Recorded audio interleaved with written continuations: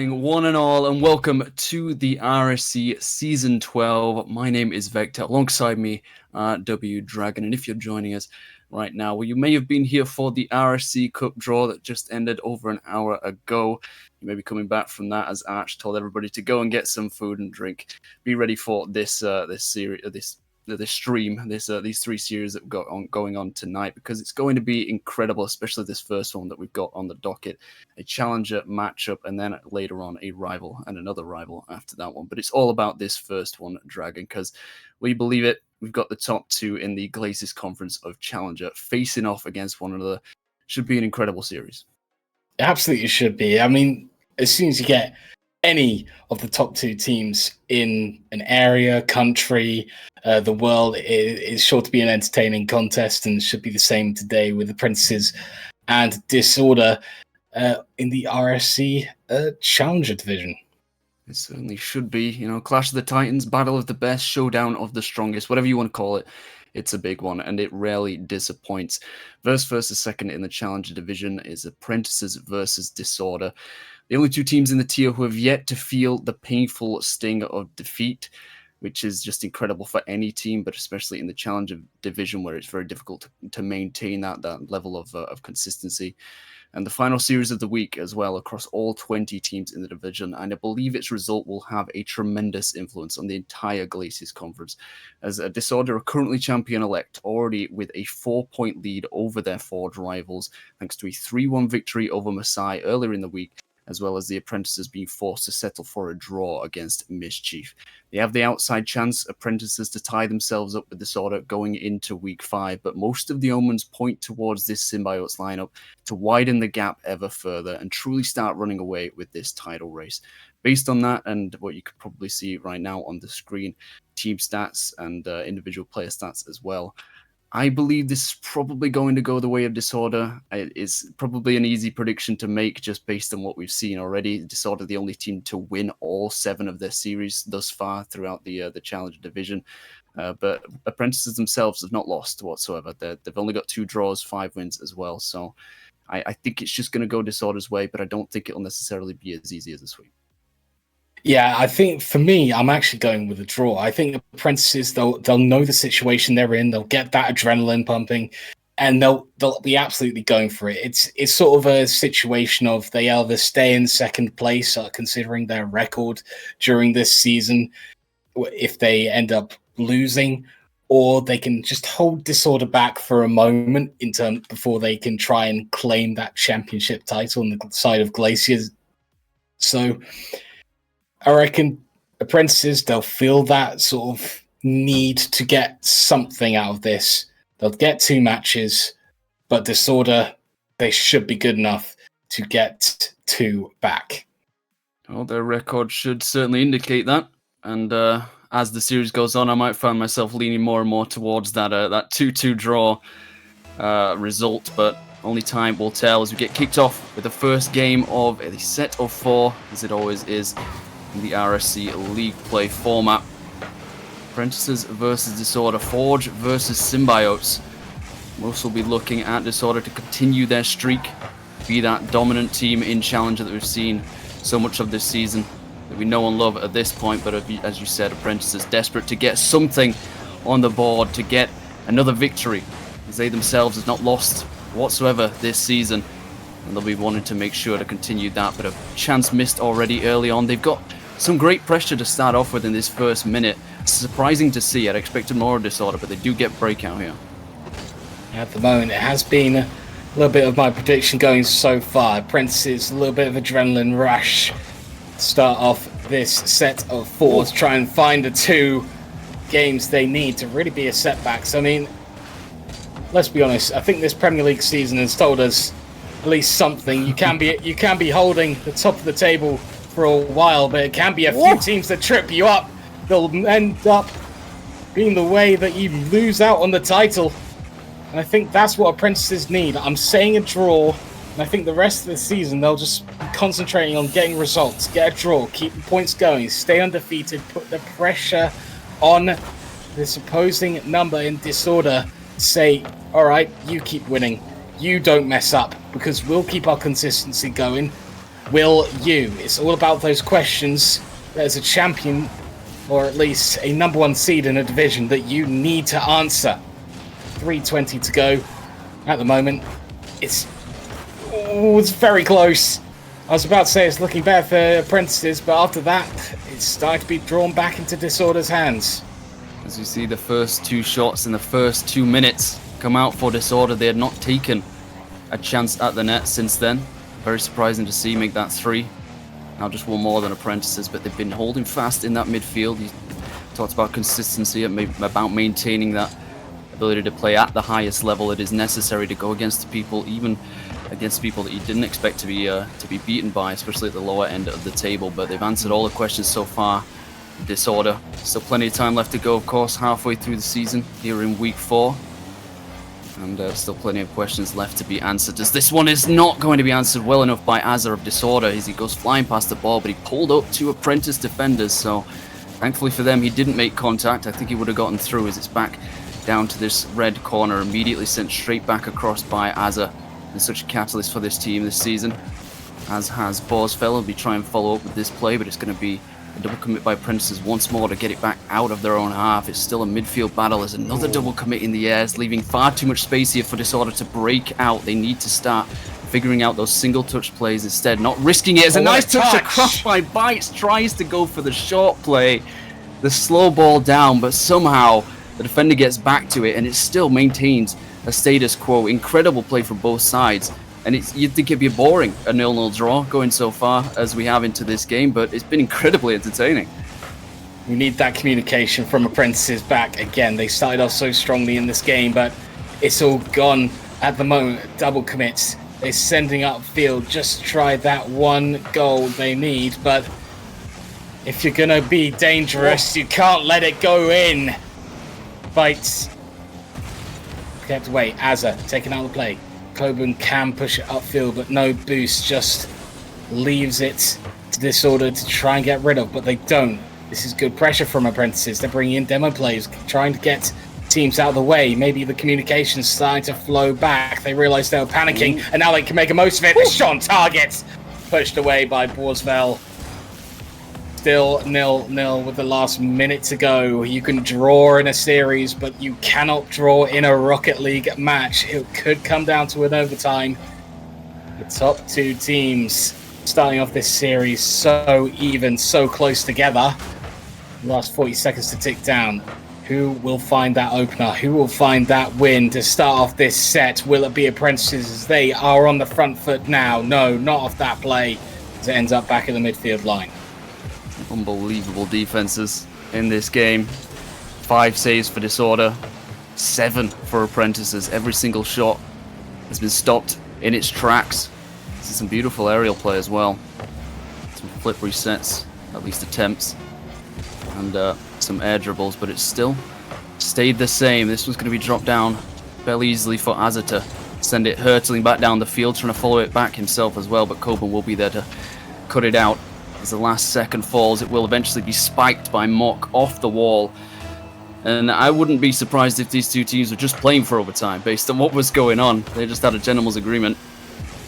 No one's allowed to score until the final second ends, as it's just about taken through this corner. Mock is in an awkward position, thankfully for him.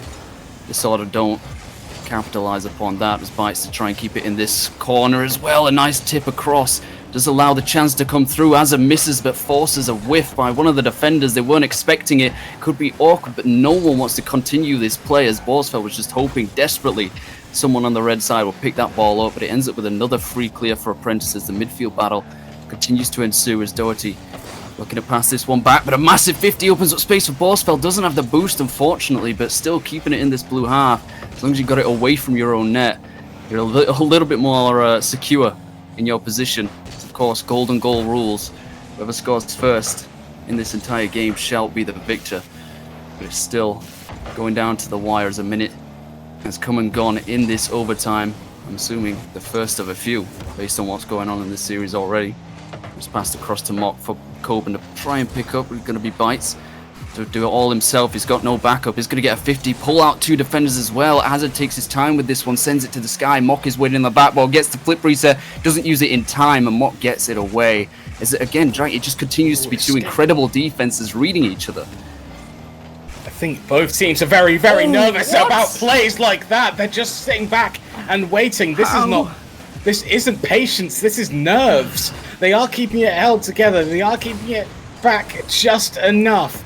They're holding themselves to some level, some standard on the defense. They need to be careful. They need to make their great escapes very, very quickly as Coben brings it upfield. Borsfeld straight back. Doherty into the center.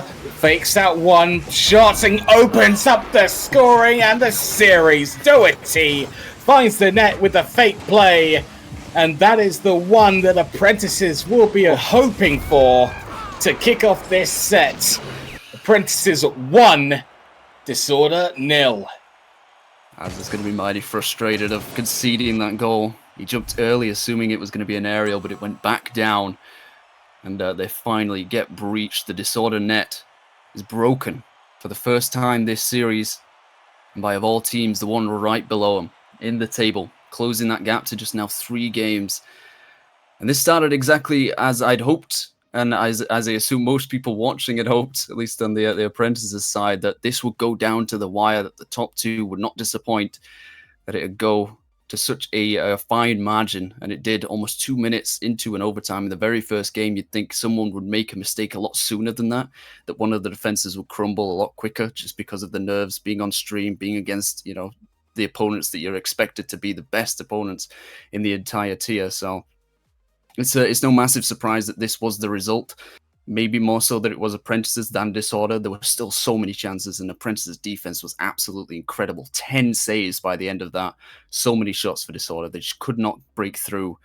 I do not expect that to continue, though. I think here on Game 2, on Forbidden Temple, they will find something, and maybe it'll just start getting a lot more chaotic. There'll be a lot more disruption play. And hopefully we see a lot higher scoring matches, because that's when it truly starts to test people's mettle, when the goals start flying in and their defenses crumble. It was that restart that really livened up the game. Oh, yeah. Disorder really needed it as well. As soon as that overtime started, you could tell, all right, we gave you too much in regulation. We're going to have to come back at you. And Mock HD... Forget the last game. Mock HD is all about the present. Up he goes, straight to the backboard. Azza way too slow. That hesitation gave Mock 15 whole minutes to think about the second touch in the double, and finds a way through. 1-0 Apprentices after a cagey affair in the first game of the set. That's exactly what Apprentices wanted, to come out in the second after winning the first and smashing in the opener. Took 6 minutes and 58 seconds to score in the first. It only took about 7 in this second game, and as I believed it would, goals galore. Of course, it is only the first, and Apprentices continue their streak as it's going to be Disorder to try and find their way through, try and find some sort of response, but the woodwork denies Azza once more as Borsfeld's left as the last man to defend this rapid counter. Does well, maybe getting a counter of his own. That's a straight shot. It's going to hit the other post this time as Azza once again cannot find his way through either. The defense was left wanting there for just a moment, saved by their goals. Thankfully for them, they got back in time for the second chance, but they're just, I don't know what's going on with the counter plays. This is going to be another one from Mock all the way down the field, from the midfield line, in fact, as Borsfeld loses a possession, unfortunately, but no one was back. By slightly too advanced. They get 2 goals, the first 2-goal lead of the series. Disorder truly living up to their name right now. And unfortunately so. I mean, it's the Apprentices team.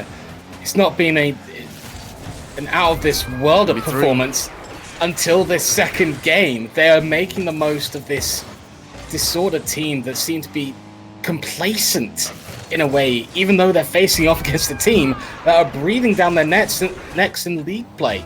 This is not how you need to take on these sorts of challenges, Disorder. And this could be the second game of the set that goes Apprentice's way. At the moment, my prediction could be proven right.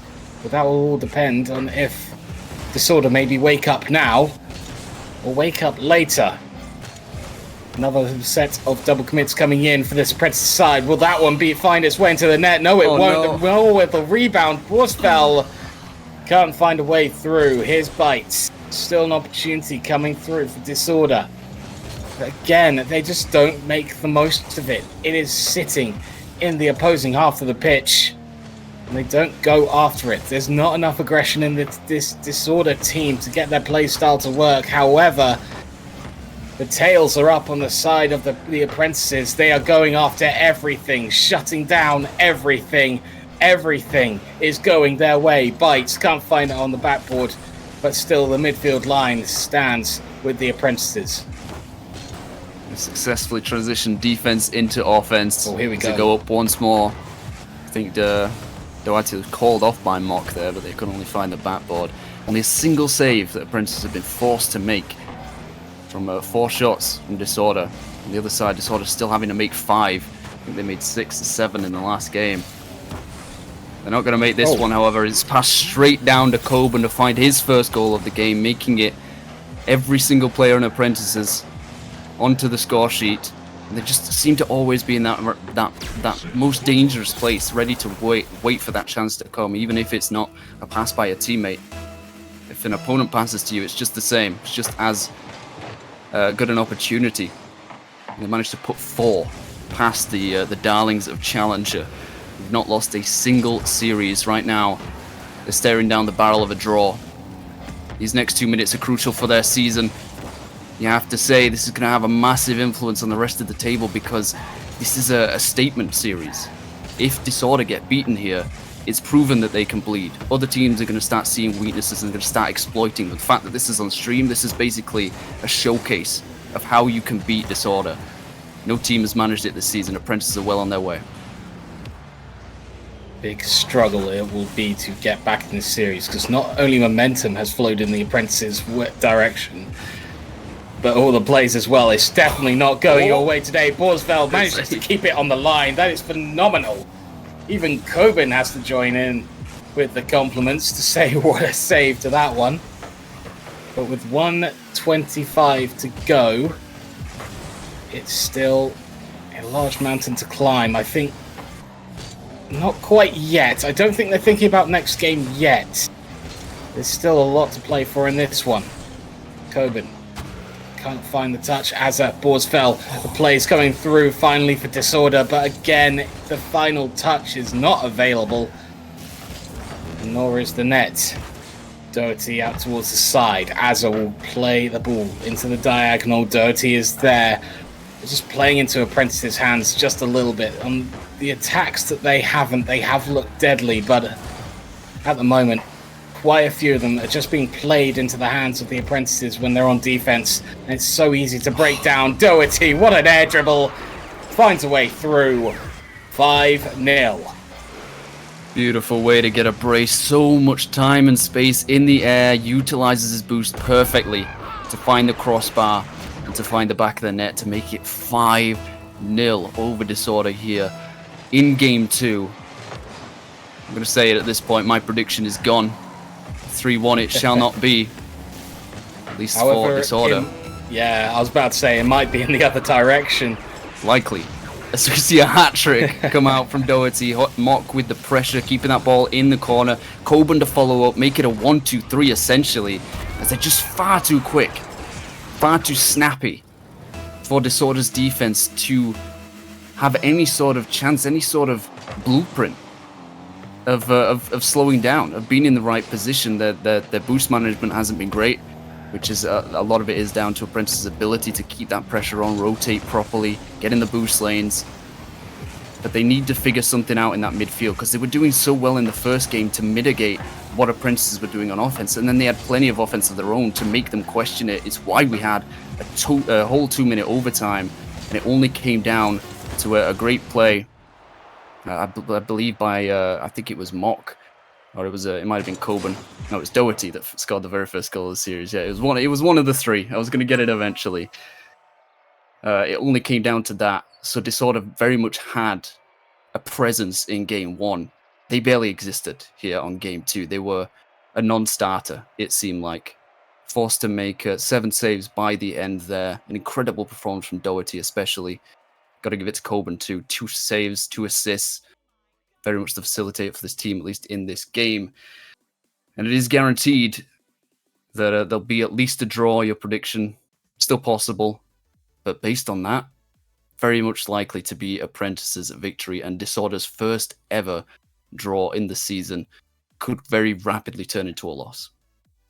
Absolutely. This is absolutely heading in the direction of the Apprentices. I'm worried about my prediction being wrong in your direction of being a 3-1, and maybe even a 4-0. That would be a massive statement in terms of the entire season if they managed to 4-0 the team that was that would have been above them just about 30 minutes ago. If we're doing all 4, thereabouts, 30 minutes thereabouts for 4 games of Rocket League. But we enter the third one. This is a vital moment. This could be a turning point if Disorder find a way to score, well, open up the scoring and get a few through. Just a reminder as well. Disorder have not scored. No, they've been completely shut out. I think we both just realised that as well. It's crazy. We had a 1-0 overtime, a 6-0 last game. This Disorder team, the team that has led the league, could be perfectly shut out in an entire set, which is the equivalent with being a 4-0 best-of-7 perfect sweep, which is not very often at the highest levels of the RLCS. But for now, that is under question. Mock HD will try and make sure it happens. Coburn clearing the lines, bites to the side, towards the center. Here comes Doherty. The shot just off target. Coburn loops around, lets Mock play the ball. Doherty missing out on the play. Coburn's back. All calm for Apprentices again. It's good supportive rotations coming through for the team, but it's even better opportunities that are not being put away by Disorder. That's a back pass. Unfortunately, Borsfeld does hear the call to rotate back round and take possession. Coburn try and take it out for his fallen ally. HD with Borsfeld, with Azza. Plays out the ball out towards the side, in towards the middle. Doherty in the way, pushing it out. And again, this is a little bit closer to what we saw in Game 1, a little bit more balanced, but this time it's Disorder who are enjoying a little bit more of the action in the offensive half of the pitch. You can sort of start to feel that desperation set in, creeping even for Disorder's sake. So many chances wasted that they could have very easily finished off. They've been doing quite well, as you said, in this third game. Actually doing better than Apprentice, at least in terms of offensive pressure, as they finally get a clear open chance. Mock was disrupted, but he somehow managed to slalom his way around the offending player, get back to that one, stop it on the line, make it 3 saves already, just 2 minutes into this game. Having to spend a lot more time in their own half here. This has to go in, but Borsfeld gets beaten to the ball by Doherty, commits early, has so much confidence in his ability to get to that ball, even if he's the second man. As they get away with another, Mock finally gets it out of the blue half, back to this corner. Azza has to get a great touch here, gets a reset as well, but it will be to no avail as Doherty gets back on through to the goal line, just about stopped by Borsfeld. A little too slow on offense for Apprentices to try and get one on the board here. As I mentioned, that desperation just starts to creep in for Disorder. How long until they get the first goal? How long until they break that duck? Will it ever happen? It has to happen here, but it's going to be off target anyway. What has cursed Disorder? What has given them such bad luck that they cannot find a way through, even when they're nailed on to get a goal? Levels of clutch, I think, for Apprentices. They are getting fortunate on some occasions just after a double commit, but generally speaking, they have somewhat kept their cool. They've had some very nervous situations that they've managed to find their way out of and build something back. Mock HD does get the boost, absolutely required if you wanted to try and keep that play going. Mock HD, let's play through. Azza, it's Doherty. Need to dribble past all 3 players. Won't find a way through, but here come the Apprentices now. They've had a little bit of possession and they're ready to try and use it a little bit more. A shot from Azza, saved by Doherty again. The clutchness is flowing He's through got boost. the apprentices. Mock HD to the diagonal. The shot just off target, but does force Azza into a save, forcing boost. There's a 2v2. double demo in the middle of the pitch. And another third demo will clear the lines for apprentices and allow them to come through for their own attack. This is absolutely not... This is more so the game I was expecting rather than the second game we were treated to. Much closer and a little bit more sided towards the team in red at the moment. The team that we've constantly been saying, leading the league and leading the conference. Yeah, it's a nice little tribute to game 1. The 30-second mark. Bearing down upon us. Azza with time. Boost as well. Tries to get over. Will do so. Doesn't have quite enough to beat Doherty. Gets 50'd out. Bites tries desperately to get back to it, but Coburn is there. Somehow Apprentices managing their boost well enough to get Disorder off of their goal line. They finally get beaten as Coburn had nothing, but Azza just goes flying past the ball on the edge of the box. They're putting a rod for their own back here, to be honest. They've had so many clear chances. They just have not been able to finish them when they mattered, as Azza's beaten to this ball as well. Doherty trying to end the overtime, or trying to end the game before overtime, should I say, as the exact same scoreline shows up. 0-0, 0-0-0, all the way through. Game 1, once again, happens. But this time on Sovereign Heights. Will it be Apprentices to do the same once more? Will it be Doherty to get his 4th goal in a row? Or will Disorder finally get their first goal of the series? You heard that right. If you're just joining us, top of the table challenger is going to be this one. It's across the field. He hits the ball. He finally gets to it. Somehow, they've just about managed to break through. It's a double commit on the far end of the pitch. I don't know. I don't think Doherty got any sort of touch on that. The ball was still red. I think if he had, it might have gone in. But finally, Disorder break that duck. Break the streak of goals that was left in Apprentice's wake. And snatch a goal in overtime, a much shorter overtime than the first. They've done it. They've got a game, Dragon. I don't know if they could keep that up in the 4th, but they've found something at least to hang on to. This is definitely not the route that we expected them to take. The situation they were going to find themselves in, scrapping for a draw. But that is the reality, and they've got one on the board. How huge is this for their psychology, their mental going into Game 4? It has to be massive. But at the same time, there's something they're also going to be getting at them a little bit. After all those chances, they put on 9 shots on that Disorder net, and the one that goes in was a slightly random one that they had to follow up Initially on. a miss, yeah. Exactly. It was sort of an unforced error as well. Apprentices were the ones double committing. They weren't even drawn into it. They just sort of went with adrenaline. So Disorder need to be thinking, they had such good control of that game. They need to take that. Don't think about the rest of the game where they couldn't find the net. Think about the dominance. Think about the possession. Take it into this one final game and try and get that draw. In terms of Apprentices, channel that Game 2 energy. Channel that Game 1 energy as well. I mean, they came to this series swinging, just not quite finding the number of goals they wanted. That second game, though, pure dominance incarnate in terms of this series. But we are denied that perfect sweep, the perfect set for the Apprentices. But can they find that win? As that's a big spear coming through by Mock HD to try and take out one of the Disorder players. We'll work out on this game. Borsfeld out to the side. Mock HD is taken out of the game. Azza has come in. That's 1-0 Disorder after all the struggle they had to find the net in the first 3 games. To put it in context, that's about 17, 18 minutes without a goal, and suddenly they scored 2 in a row in this series. I mean, it's just deja vu.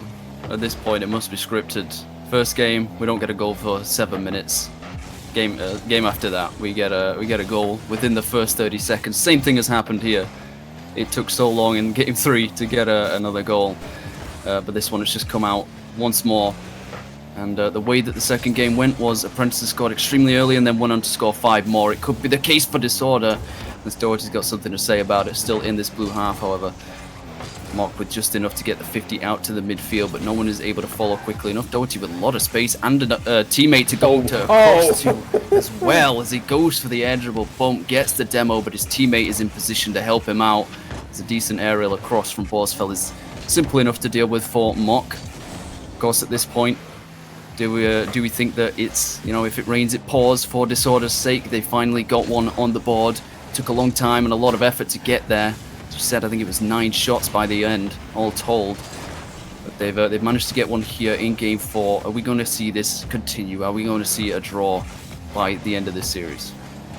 I'm sure that Disorder would be happy to do with that if there is a chance. First game where both teams have scored. Exactly. The final one.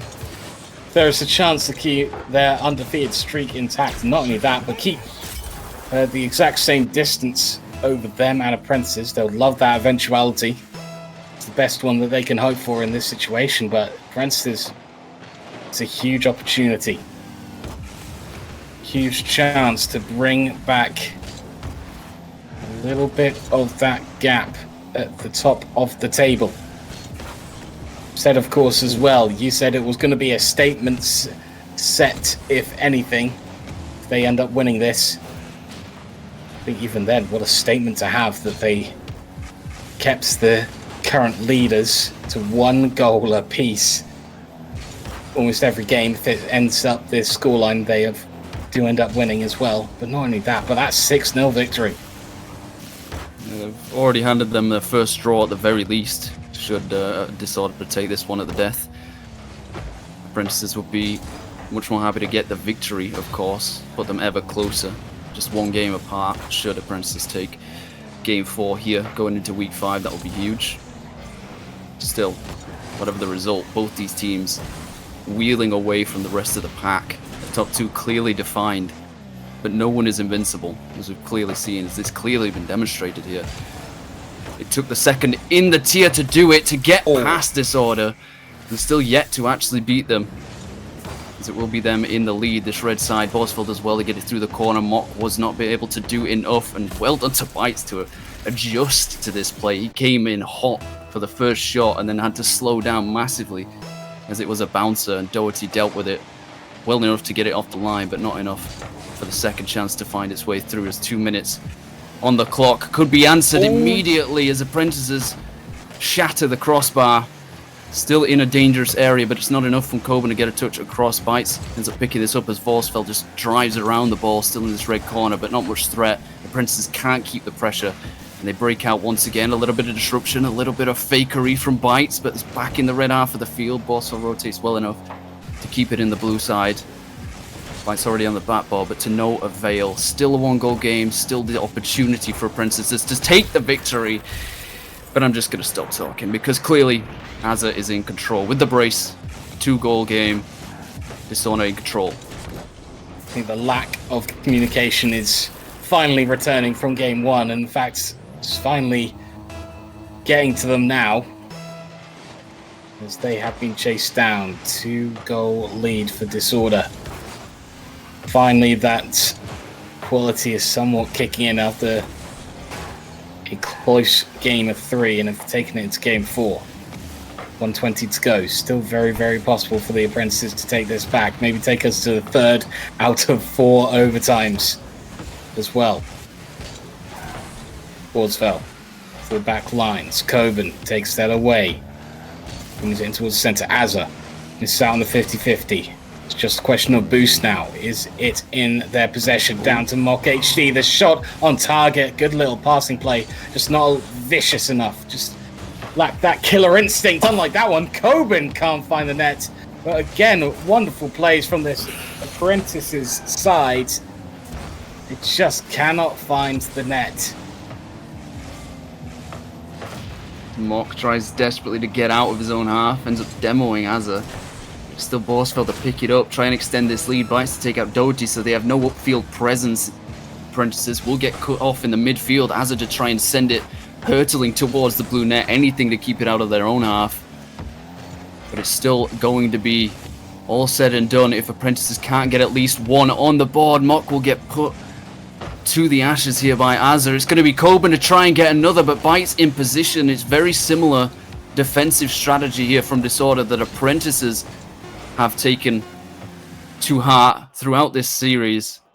They've managed to flip the table, should we say, Disorder, and put it to Apprentices here. As we get GG's in the chat, a 2-2. Your prediction has come to the fore, Dragon, in a very surprising fashion. It's weird that Disorder had to fight back for this, but top of the table, they've proved they're at least good enough to do that. One of the few times when my predictions come out and turn into truth, as opposed to suddenly going the opposite direction and veering off to the right away from things. Still a great performance from Apprentices. Plenty of things to learn, I think, especially from that final game. But they'll be looking forward to the next series. They've taken top of the table to a draw. Every other team will be, I think, a little bit more confident now. They've seen someone bring it to them in the perfect fashion. And I think other teams will probably have the confidence and the quality to bring it to them as well.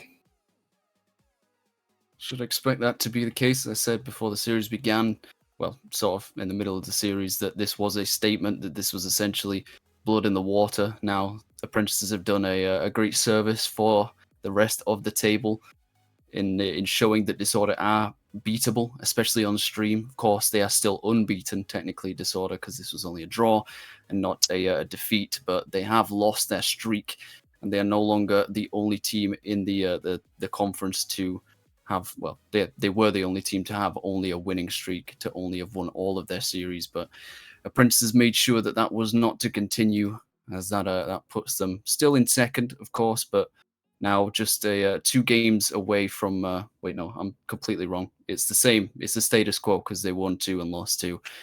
Disorder up to 27, Apprentices up to 23.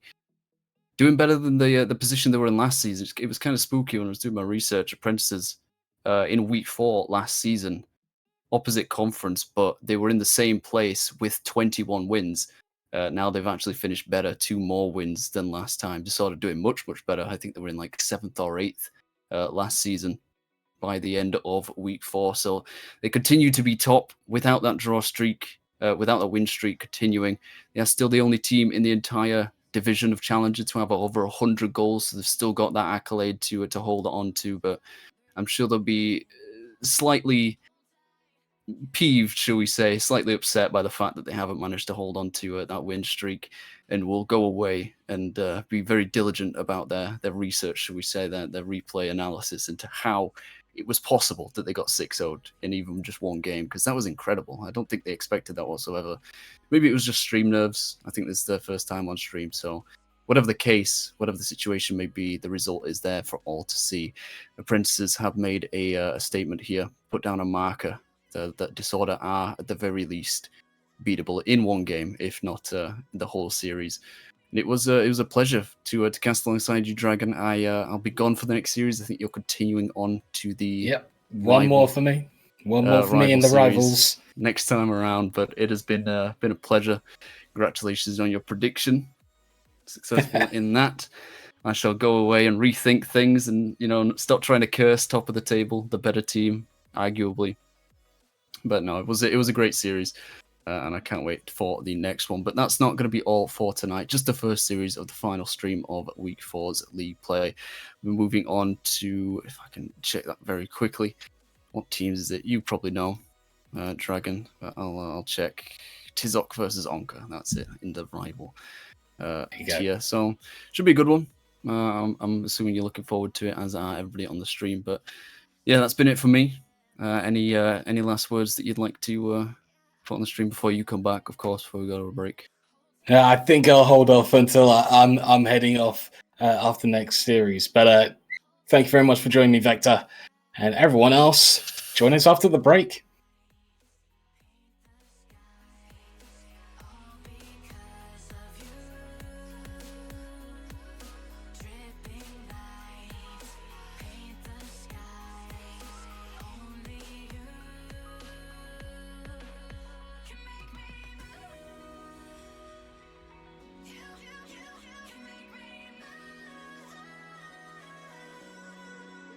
Make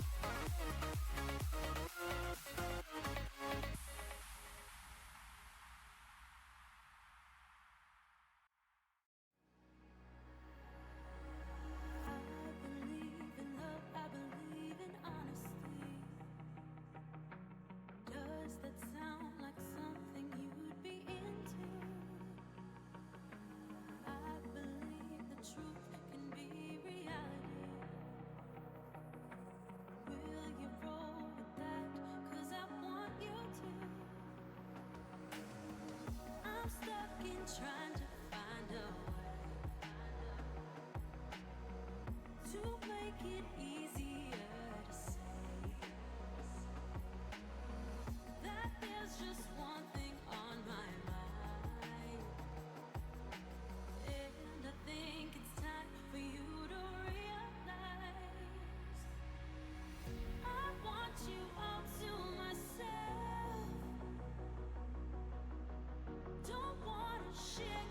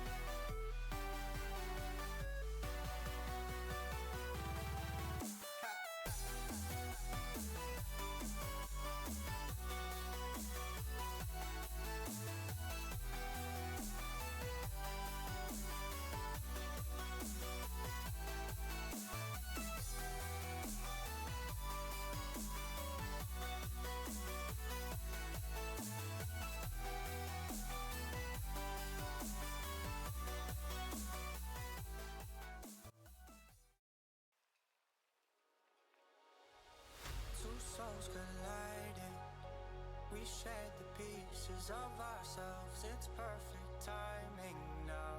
We fueled the flames, but we're still learning to trust, learning to trust. It's never enough, never enough. Burning me up, burning me up. Don't fight the fire, too much too fast to burn us out. We walk the wire, love. Don't make me read your mind, I know it. Learning to trust, learning to trust. It's never enough, never enough. Burning me up, burning me up. I won't fall when I'm picking you up. Of my hand, I won't be strong enough. Our love is stronger, and I'll be here. My lead, now we're taking the jump. My pride, 'cause I know you're the one. Our love is stronger. Baby, I know that it's stronger than yesterday.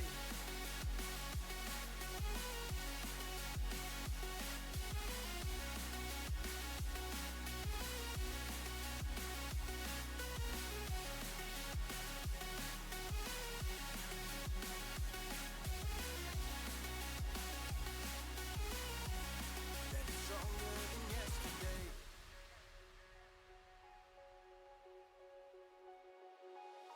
Two sparks ignited. We left some space for us to breathe. My head is quiet now. I can rest in peace, 'cause you are more than enough, more than enough. Feeling the rush, feeling the rush. Burning in love, burning in love. I'm the storm that meets the moon. I'm the sun that will not move. Who you think you are? Who you think you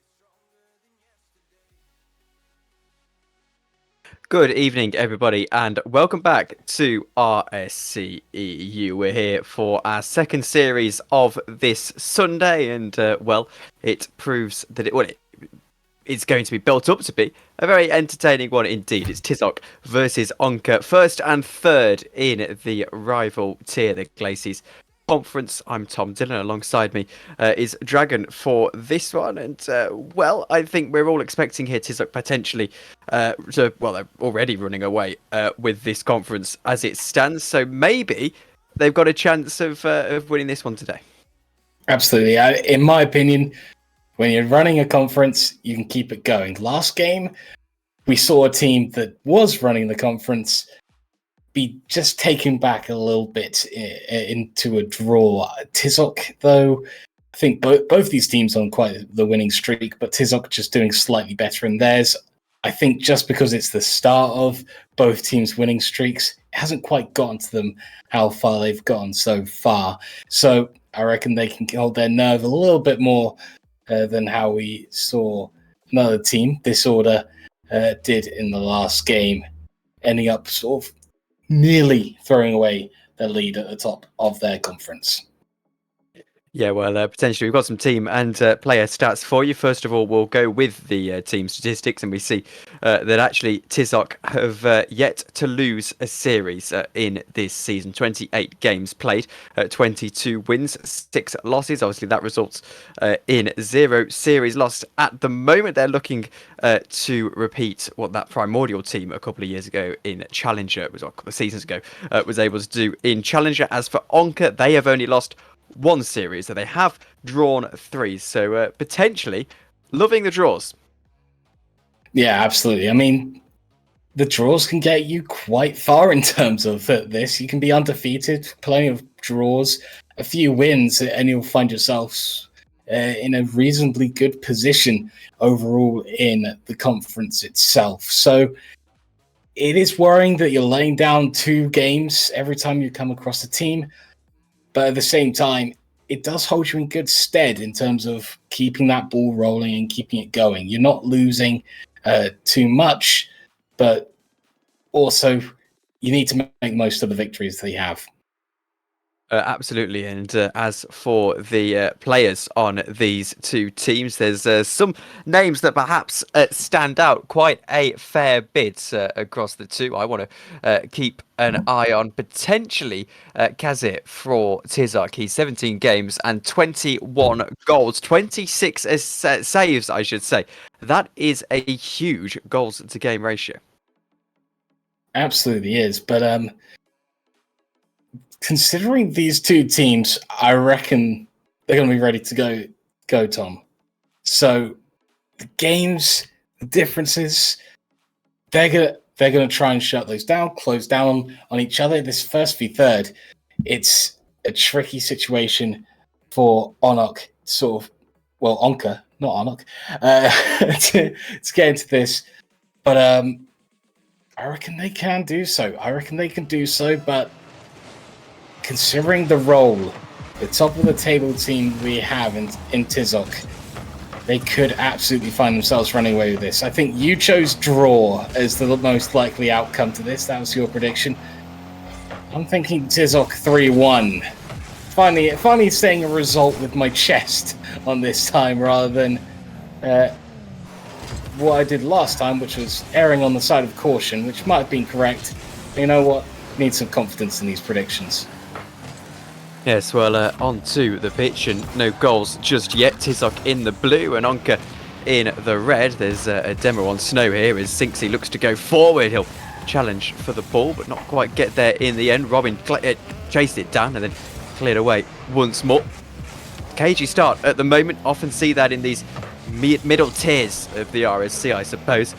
Not quite anyone finding that space just yet. No one making a mistake just yet. Sinksy here goes into the centre. He's not able to find anything. And, well, I don't really know what to say about these two teams because they just look like they've had a quiet start. Yeah, it's quite a cagey affair. I mean, it almost started the same way in the previous game that we did have on stream. It was a game one of both teams being unsure how to handle each other, unsure what path they wanted to take, whether they wanted to step on the front foot early, try and get early goals, or just remain a little bit cagey and wait for the mistake by their opposing numbers. This occasion, it is both teams just waiting. They want to see what the other team does, waiting for the mistake, for them to each pounce on. But at the moment, both teams have done enough to hold off any mistakes. Sinksy challenges this one down to take it forward. Robin eventually having to take it off him into Mox in the centre in the Honda, which has been supported by the chat, I can say. Into Mox it goes, and just over the top of him will be a little bit frustrating that hasn't turned in. In fact, it'll be frustrating for all of these sides that it hasn't turned in just yet. You often see that with these, the way that the rotations are, that once a team gets in, it's difficult to break the deadlock, and Snow is proving exactly that, as able to get a save on that occasion. Oh, Tizok into the centre. This one goes. No one there for Robin. And Mox just having to clear it away to ensure there's no counter-attack. Snow getting there. And once again, this ball falls on deaf ears. Both teams still struggling to find their footing. It's getting a little bit closer to each other's nets, realizing they do not want to let this get to overtime. They need to start putting some pressure on their opposing numbers. Moveski does let the ball run away from them. As Tizok holding possession in the Onka half. Bit of an escape provided. Mox missing out on the 50-50 against Kazir. Into the centre, into the middle. No one there from Tizok to make the most of the situation. I think just staying calm in this game one seems to be holding them in good stead. They've had quite a bit of possession, mostly because they have stepped back. They have been waiting a little bit more. And again, another push up into the opposite half. Another set of wave dashes into the wall. Speed up the plays. Again, Tizok's side getting a little bit better possession at the moment in this game, and almost finding the opener till Sinksy pushes it away. Is still tied at none apiece, in fact. As that one just rolls through towards the Tizoc net, just very calmly plays it away. But Thomas, we enter the last minute. Will either of these teams find a way through? Well, I'll have to wait and see. Zinksy will try it as he goes forward, but again, no deadlock. Maybe just meandering to a 0-0 ball draw overtime as Mox looks to go downfield. And I would be upsetting me about that car actually, is that hitbox as the shot comes in. It's just slightly out of sync with the car. Into the centre it goes. Snow will go downfield. It just on that boot, if you get a jump on the windscreen, it's just slightly above it before you actually get any contact with the ball. Here goes Sinksy into the centre. Then Snow will sweep this one away, and downfield he goes now, looking to maybe find a goal at the death. We've got 20 seconds to go, so a goal now might just be pivotal. It's a good double demo play from Snow, but no doing in the end for him. Robin on his goal line spells one out to Kazir, and 10 seconds now to try and find an attack for one of these two teams. Snow takes a shot, Sinksy clears it away. This is up in the air, maybe a chance here for Onka, but eventually the ball is going to get spiked, and we've got an overtime. There is absolutely no pressure on this Tizoc side. I think for quite a while, Onka have not stepped up the pitch as soon as they get possession. However, on the other side of things, Tizoc do this. They step up and get aggressive. Kazir can't find a way through on the first play of overtime, but still, look at the aggression. Look at the position on the pitch that each player finds themselves in. Moveski played it in towards the centre. Mox trying to catch out Kazir. Quite do so. Robin to the backboard. Isn't played away. Here's a chance. Sinksy to find the touch to put that one home. Yeah, Tizoc's been very comfortable in this. They have not been pressured at all in their opposing half. They have made a few mistakes. Don't get me wrong, but none of them really get punished. Until now, Sinksy finally stepping forwards. But again, none of his teammates really following along to sync up these plays. Kazir looks to go downfield. Snow will chase it. I don't think Snow will get there though. He has to wait. Goes into the centre for Robin to clear. Still no deadlock being broken just yet. Sinksy looks for a double touch, but again, he's not quite able to find it. I mean, it's getting to be a bit of a boring game of Rocket League actually. Neither side really creating any good chances either. They're just being cautious, and well, it can create for quite a frustrating picture. Here goes Sinksy downfield, cleared away by Moveski. He'll take it to the side wall and try and go forward now over the top of Mox. Mox gets a touch on it, and eventually Moveski's able to take it back forward. Here Kazir goes off of the backboard. It's swept away. And these two teams really not wanting to give just yet. Robin takes a shot. That's cleared away once more. 1 minute 50 into this overtime.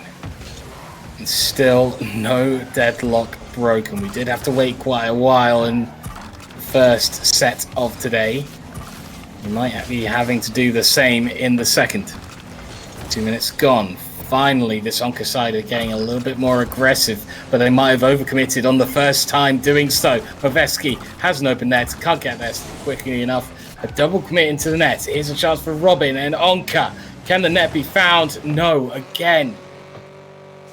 Maybe needs to go a little bit more direct on that one. Snow, blocked out by Robin. Kazir, upfield. Looks for a second touch, dropping down towards the centre. Sinksy almost helps out in that situation. Kazir doesn't have a shot on target. Was looking for a teammate in the middle. Again, nothing going.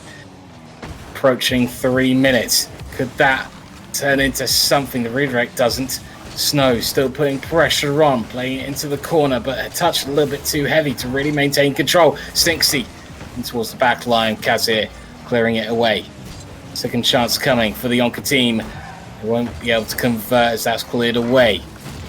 Around the wall, in towards the centre again. No one there. What about this time? Finally, Onka jump on a chance and makes the opener. Yeah, and a curious game. Mox has asked for a server remake, so we have to allow that to happen, and we'll jump out of the lobby. But Onka, I think, will be quite happy with that. They've really taken the game to the potential conference winners, and I think they stand in pretty good stead for the rest of this series, Dragon. And I think also the lag might also be telling part of the story over maybe why both teams were nervous. They were sitting back a little bit more, hoping that the ball doesn't lag in the big situations where they really don't need it to. So might be heading into a little bit more of an exciting game at the next one up, as both teams get a little bit more confident with their Wi-Fi and Ethernet connections to this server. But still, a lot of that game was so cagey from both teams. I would not have expected that from two teams at the top of the division. Well, to be fair, thinking about it, I think I would. It's just try to wait for your opponent to make the mistake, make the first move, and make the first error. I think that's what both teams were trying to do. As we approach this second game, I think both teams are going to be looking at it and thinking, all right, they know how we play. We know how they play. We need to change things up. I think the obvious route to do that is getting more aggressive again. Start off coming straight out of the gates, go after the ball, go after the goals, open up the scoring early. At least that's the approach I would think I would go for. Tom, what are you thinking on that side of things? No, I completely agree. I think this is going to be all about getting that first goal onto the board. And, well, we are underway at Forbidden Temple. It's a shot from Robbie. He takes a shot and Snow is able to clear it away. Here goes Kazir downfield. Robin really applying the pressure very early in this game. Sinksy will chase it down. The tempo has been upped absolutely massively. Mox looks to take a shot. Robin swoops around to it because he is rotating back. Sinksy looks at the redirect, and this Onka pressure just not giving at the moment. Sinksy here keeping it alive. Mox, can he go into the infield sort of area? And the answer is no. Early start. This is exactly the direction I expected at least one of the teams to be taking. Just get a little bit faster, a little bit more abrasive against your opponents. Robin, again, flies in, watches the ball just hovering in front of the net and decides, that's it, you're done. Get in. 4:16. We only had to wait about 44 seconds for our first goal of this game against the about 8.5 we had to in the first game of this set, and we might be looking at a second one. Sinksy, the shot's just off target. Moveski will reset this play, at least for the moment. Yes, and Sinksy looks to shadow this one. He'll get there, and then he takes it forward. Moveski's on the line, and Sinksy just not quite able to get to the second ball that was loose. Mox, though, might be able to get there, and he does. And it's 2-0 to Wonka, who at the moment are taking this game to the team that are well and truly in the driving seat for the entire championship. And well, that will be some encouragement. Both these teams have undefeated streaks on the line, and at the moment it's looking like Onka will be the ones that could be keeping theirs alive. Continue to chase down the championship, but we are still very early in the set. We saw it in the last set we had on stream, where it did look like the team that was just behind top of the championship might be running away with things. In fact, they also had a game 2 where they ran away from things. Fantastic work from Sinksy. Fantastic pressure. Makes it 3. And the Onka aren't quite unbeaten so far in this season. They have lost one series.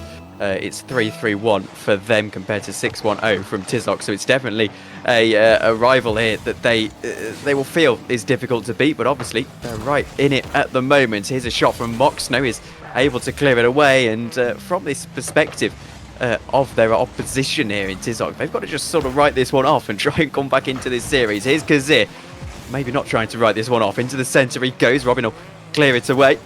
Allow Sinksy to take a moment here. Downfield he goes. Snow is onto it quickly. Mox trying to find a little bit of room himself here. He gets demoed. And there's no doing there for him. Sinksy keeping possession of the ball, though. This is 50-50 possession, believe it or not, at the moment. Almost exactly, but it's 10 shots to Onka compared to no shots just yet for Tizok. Apart from that one, which is... First one just fired in, but just a trickler on net, just to promote a little bit of pressure on the Onka side. thought I was told to give up on a game about 3 minutes in. Whew, that's a classic ranked game, let's be honest. Thinking about the next one. No, we still have 2 minutes 20 to go. Snow in towards the centre, blocked out by Robin. A little bit sluggish, a little bit too slow on the side of this Tizoc. They're just letting things be run by Onka. Mox towards the middle. Gets a demo for a teammate. Robin's there, blocked out by Kazir, but the follow-up from Sinksy. Here we go, straight off the wall, looking for a second touch, blocked out by Snow. But again, this is just a very, very slow response and transition upfield. It might actually work out in this situation. But unfortunately, no one there to finish off the play. But they do find themselves upfield. A successful transition, no matter how slow it might have been for the Tizoc side. Kazir blocking it out in the midfield for a second touch. We'll have to almost let that drop, baiting Sinksy in. There's Snow into the centre. Maveski. A slow shot blocked out by Sinksy. And in response, Sinksy providing a little bit of an air dribble, then a drop down to Mox. We will up your slow and easy to stop shots with one that is put together in a team play. And actually getting a massive dunk on one of your defenders as well. And I feel for the Tizoc defence here, who've made 8 saves at the moment, but still conceded 4 goals. I mean, they can't catch a break. This has been fantastic from Onka so far. Maybe there's a foot back into the door, though, for Tizoc. It won't start here, though, with Robin taking a shot and Snow narrowly getting the save. Those are examples of shots that are just a little bit more difficult to save than the ones that Tizoc are perhaps providing here. Off of the left-hand side wall it goes. Snow looks to go over the top of this one and into Kazir. Now Kazir out to Snow. Snow beaten to the ball.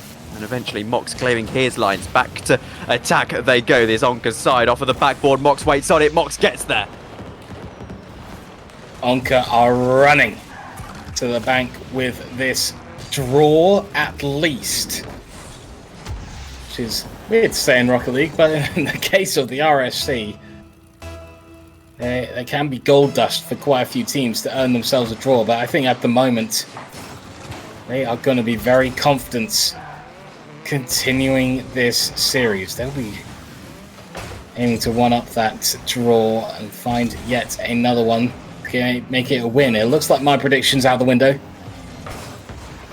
Just like it was for poor Vector in the last series. But I think yours is still absolutely on the card with a draw. 2-2 never fails, in my opinion. It's all going to be about the response that we see. It has been turned up a little bit more pace out of this side in blue on Tizoc. But it's still a tricky situation to find yourself in after being down and having 5 goals smashed straight past you. Yeah, it'll be frustrating for them, I'm sure, and particularly for a team who hasn't had to play on the back foot much this season. They've got a mighty task ahead of them, and well, you know, elsewhere in this conference, there's been some massive victories. I mean, Caligo have taken a 4-0, as have Nightfall, so the pressure is well and truly on these two teams to, you know, look over those shoulders and get a result. Granted, those teams I've just listed aren't quite, you know, in contention for where these guys are in the table, but it's got to be a consideration, hasn't it? Because there's still quite a way to go in this season. We've got about half as many games, so they've got to play just over half as many games as they've just played again. Still plenty of time. This team need to respond. I said it just right at the end of that game. It has to be immediate in this game. It has to be a very, very quick goal to get themselves in it. I'm watching chat, I'm watching a lot of people drop in. Rapids getting hyped up over this Onka team, supporting Sinksy, backing him. Arch, I think owner and general manager overall of the RSC is asking Sinksy to also get him some of those delightful fantasy points. But Tizoc will definitely be wanting to shut down both of those bits of support. And here comes the early opportunity. This has to be an early chance. Jump on this opportunity given to them. Movski ends up missing that opportunity. Kazir popping it up. Sinksy playing it back upfield. Looks like it's going to be a long ball game to start off with. Who's going to decide to change it up and bring it close to them? It looks like it will be Robin. Didn't ask for backup from Sinksy, but it is provided. Might have brought him out of position just a little bit. Snow shot on target. There we go. There's the quick goal from this Tizoc side that will hopefully bring the momentum back in their direction. And there you go. That is what these teams start to do. They just get that goal on the board that alleviates some of the pressure that has been put onto them. And, well, Onka now are the ones tasked with responding, which Robin will try and do here, chasing down the kickoff straight away. Mox challenges for this one. It will be taken off of him by Kazir, though, and now Sinksy. Snow feeding him to the ball. Snow going all the way, actually, and Robin having to put in a very strong challenge. Spills it straight to Kazir, though. Mox getting a touch onto it. There was a demo further back in the play as well, so that might just allow that chance for Robin again. Clearance downfield. Here's Snow. What can he do? Again, it's not a lot that he can do. That's a good bump play, though. Here goes Mox trying to get Onka back into the game. It drops down, and no one there to follow it home. Quick reset at the halfway line again. Mox not demoed out of play. That was a great opportunity from Snow. Looking for those chances and playing a little bit of a higher line for his team. Out towards the center. Kazir bringing it upfield. Can't flick it past one, but that's great backup from Moviski. Out towards the side. Snow shot just off target. Sinksy will clear that out towards the side.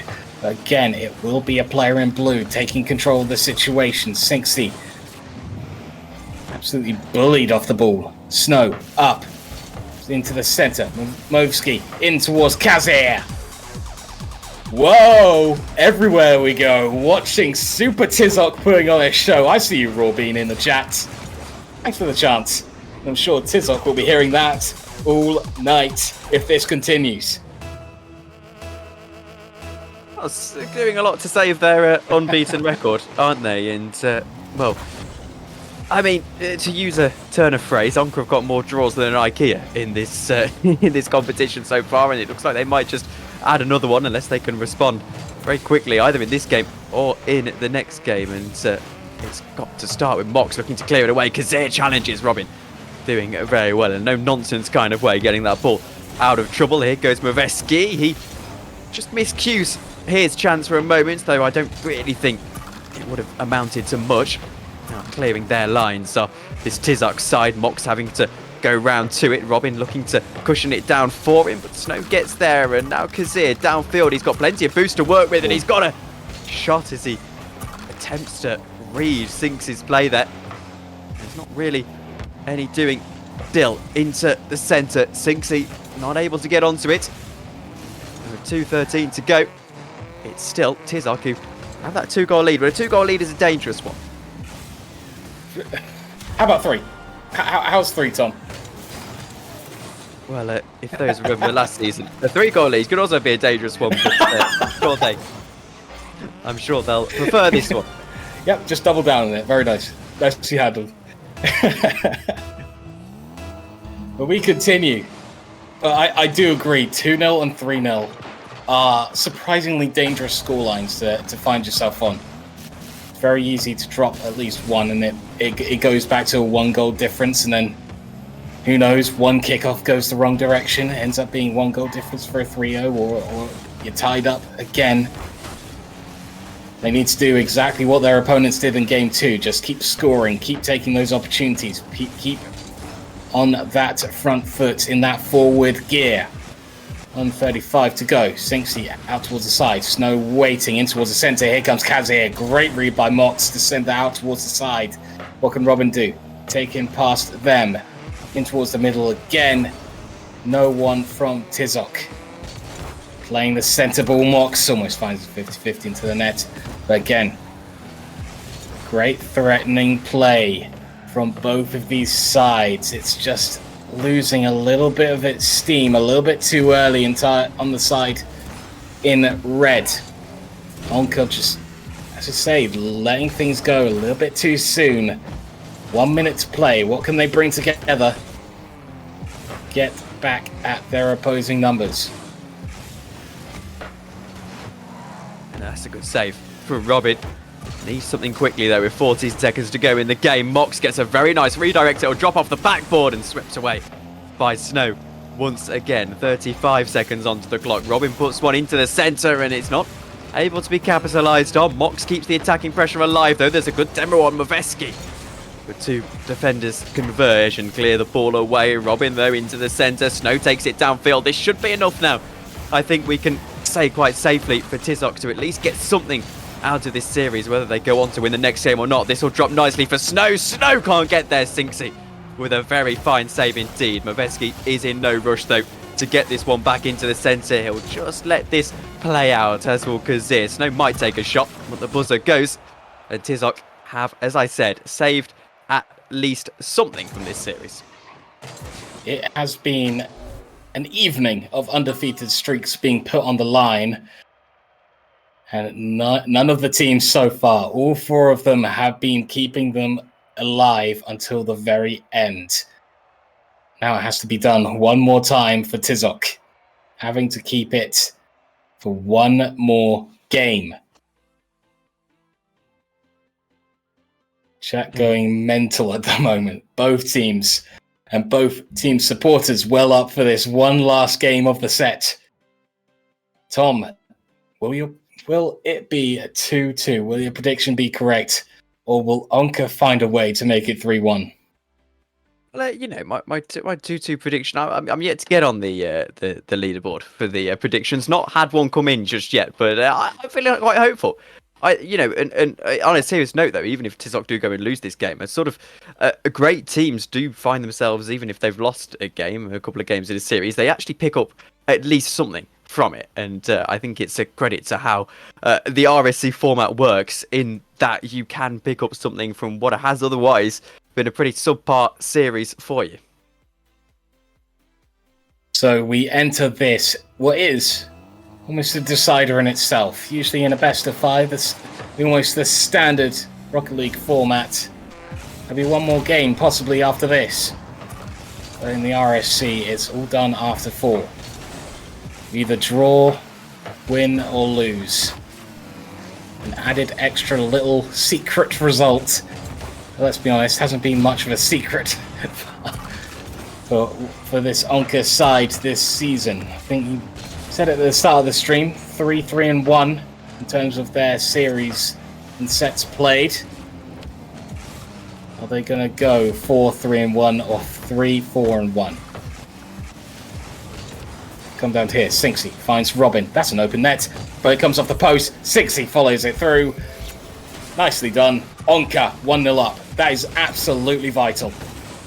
And that was so clean from Sinksy. Look at this, how he's just followed it in, and he's got the middle of the ball as well. He's really hit that quite sweetly, and a nicer goal than it first appears. This is a good cheat though from Kazir. This might not be as nice a goal as the other one, but well, in the end, Sinksy's able to clear it away. That's a shot from Maveski. Mox has to get there, and Mox makes very good work in getting that save. Here's Robin downfield, tries to chase it down. Maveski is there. There's a demo on Kazir, but Sinksy's halfway to Cornwall on the ceiling there. And Snow cushions it down. Still no doing. Here goes Mox. Off of the backboard he goes, looks for a double touch, and again, just that sweeper on the backboard, able to get it away. That is a bit of a miss from Robin, and well, unfortunately, Snow can only do a demo, so it is still Onka that have the lead. Still a chance for Tizoc though. Follow through from Maveski. It's in front of net. Snow can't find it. Neither can Kazir. The equaliser goes begging for the moment. Snow plays off the sidewall. Looking for the follow-up touch that Mox will push away. This is a happy medium for Onka. They are not letting Tizoc get too far up the pitch. They aren't getting too close to the opposition net as well, but if it's just held at the middle for the rest of this 3 minutes, they will have pulled off a marvellous victory against the team leading the conference. Held at the centre. Maveski blocking things out. Hopefully letting Snow to come through. That does drop down for Sinksy just over the bar. Robin into the back wall. Kazir taking control. Can't flick it past one. Snow has dropped back down. Taking control. Played upfield. Giving his team a bit more time to fetch some boost. Kazir in towards the centre. Towards the backboard for Robin. The shot bouncing one in towards net. And it's perfectly done for Mox to come in. 2-0 for Onka. You'd like to think that would do it, wouldn't you, for Onka, and that they won't let this game fall away from them now. But, well, you know, against a team like Tizok, you can never be quite sure. 2:26 to go then for Tizok to, well, lose their first series of this season. And they afforded themselves a chance to lose the series, to be honest with you. It won't matter too much for them. It might just bode nastily. Here goes Mox, takes a shot, and it sneaks in with a little bit of help at the front post from Maveski. Oh, dearie me. That is awkward. Oh, that is a tricky one. It's one that you have to cover off. Sinxie's already in chat, dropping emotes. He's loving this play from this Onka team. But it's still 2 minutes left. This could absolutely be taken back. Right now, Maveski can't play it off the wall. As the Aztecs-based franchise team can find a goal. And they could be finding their way back into this. 1:55 to go. And the team that Rahu in chat is absolutely backing with all his life has found one to bring it back to 2. And, well, underway once more. It's going to be an interesting finish, that's for sure. Robin will try and, well, as I said, think about wrapping up this game now. Here goes Mox off of the corner, creating that little bit of corner pressure. Falls out to Sinksy, who can put it on net, but only just about it. It's Onka who, Tizok, who have slightly the better of the possession. 52 plays 48, but possession is a largely useless statistic in Rocket League, actually. I'm coming to learn. 1:25 to go. Kazir looks to go into the centre. Can he find a teammate? Ooh. He can, but that's just begging. Onka still holding on. We said it in the last game that 3-0 is a surprisingly scary scoreline to have for yourself. Mox decides it's not so scary if you get a 4. That might be the one. That might be the one that makes it comfortable, but it's still 3 goals. They have to defend. With 1:10 to go, there could be an absolute flurry that find their way in.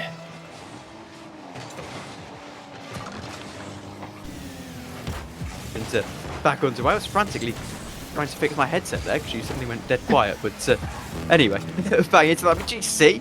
Maybe a frenetic last minute that gets Tizok back into this. They do have to go for almost every single chance. Throw the kitchen sink at the Onka side. The Panthera franchise facing off against the Aztecs franchise in this matchup. Snow bringing it down off the wall. Can't find Maveski. Still playing towards the centre. They're just getting a little bit too close together. Not giving each other space. Let each other work. Give each other time. That will form the opportunities. Maveski into the centre, forces a save out of 60. But I tell you what, with 15 seconds to go, Onka have done phenomenally well. The undefeated streak, one of them had to end.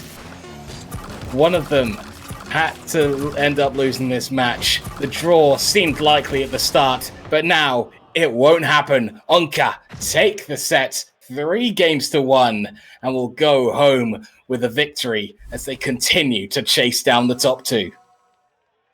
Well, I was close enough, but as I said, I don't think Tizok will be too disappointed about that. They'll, and to be honest with you, it probably helps them that now they've got that monkey off the back of being undefeated, and they can just go and play their Rocket League, because it almost affects you more if you go into longer in the season and suddenly you're undefeated. You think, oh, we could maybe do this, and you know, it's every single caster talking about it as a storyline of exactly something still going on.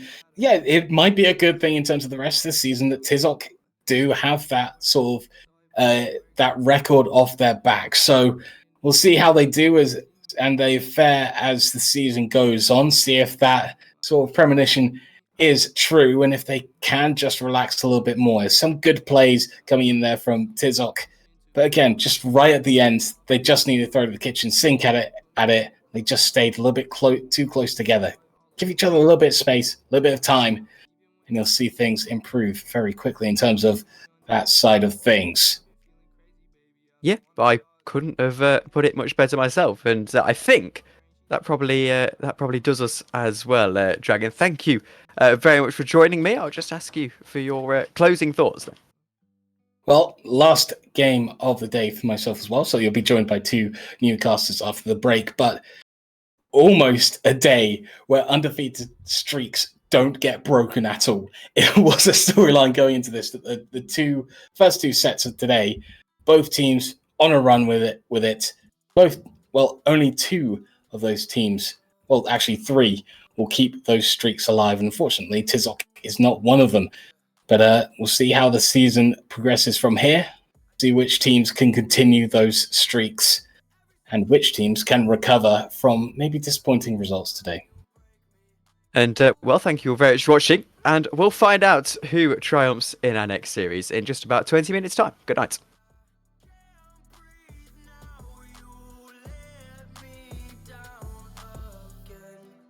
You let me down. Really hurts bad cause I need you now. In a messed up place, my head spins round. You're the only kind of drug that can calm me down, but you left me alone. Your heart made of stone, so I gave you my own, and you left me cold. Save me, I needed you to save me. But every single time you break me, every single time you break me. Ooh, you break me down, you wear me out. I can't breathe now, you let me down. So where am I now? Start to feel good, then you come back round. Thought of me and you just brings me down. Gone, I'm good, I'ma figure this out, so I'm done for now. Me and you are finished, girl, it's over now. Looking for the pain till I come back down. I don't wanna feel the thing, so I'm numb right now. I said I'm done for now. Me and you are finished, girl, it's over now. Looking for the pain till I come back down. I don't wanna feel the thing, so I'm numb right now. Save me, I needed you to save me. But every single time you break me, every single time you break me. Ooh, you break me down, you wear me out. I can't breathe now, you let me down again.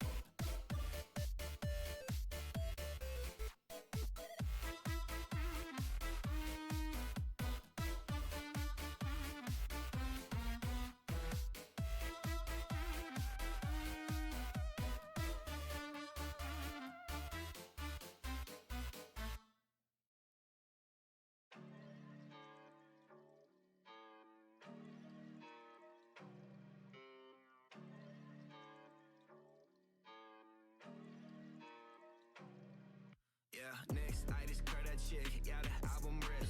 Labels bout to tell me how they gonna make me rich. 50 milli independent, they ain't touching it, no, no. Yeah, they ain't touching it. Next, I just curved that chick, yeah, the album rich. Labels bout to tell me how they gonna make me rich. 50 milli independent, they ain't touching it, no, no.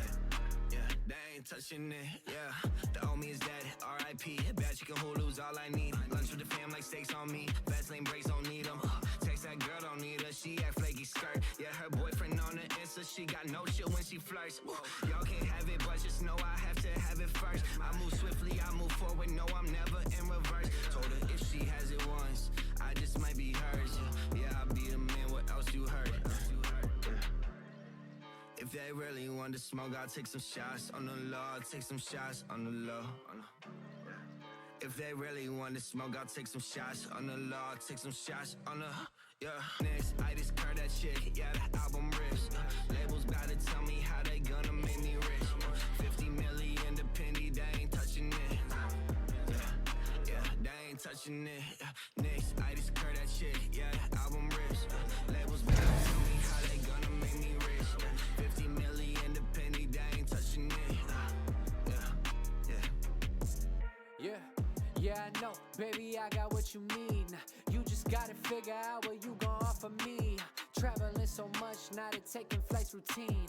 I've been in the West, so I ain't stressing about a thing. Mira loca, I got options, one dance soca, one a rock chick. I just got back from New York, I really got my city poppin'. I do not do that commitment, expectations make it toxic. And I like my women freaky, they could join her, they could watch it. I got stacks up in my pocket, remember it was change. I've been placing bets where the rest are placing blame. Got an app for private jets, just in case I need a plane. And a lawyer riding with us if we need something explained. I keep them on retainer, homie, we don't do no legal fees. I don't do the build a body, she with me then she unique. People riding with me cause to win you gonna need a team. If you out here messing up my energy then leave me be. Next, I just curved that chick, yeah, the album rich. Labels bout to tell me how they gonna make me rich. 50 milli independent, they ain't touching it. Yeah, they ain't touching it. Next, I just curved that chick, yeah, the album rich. Labels bout to tell me how they gonna make me rich.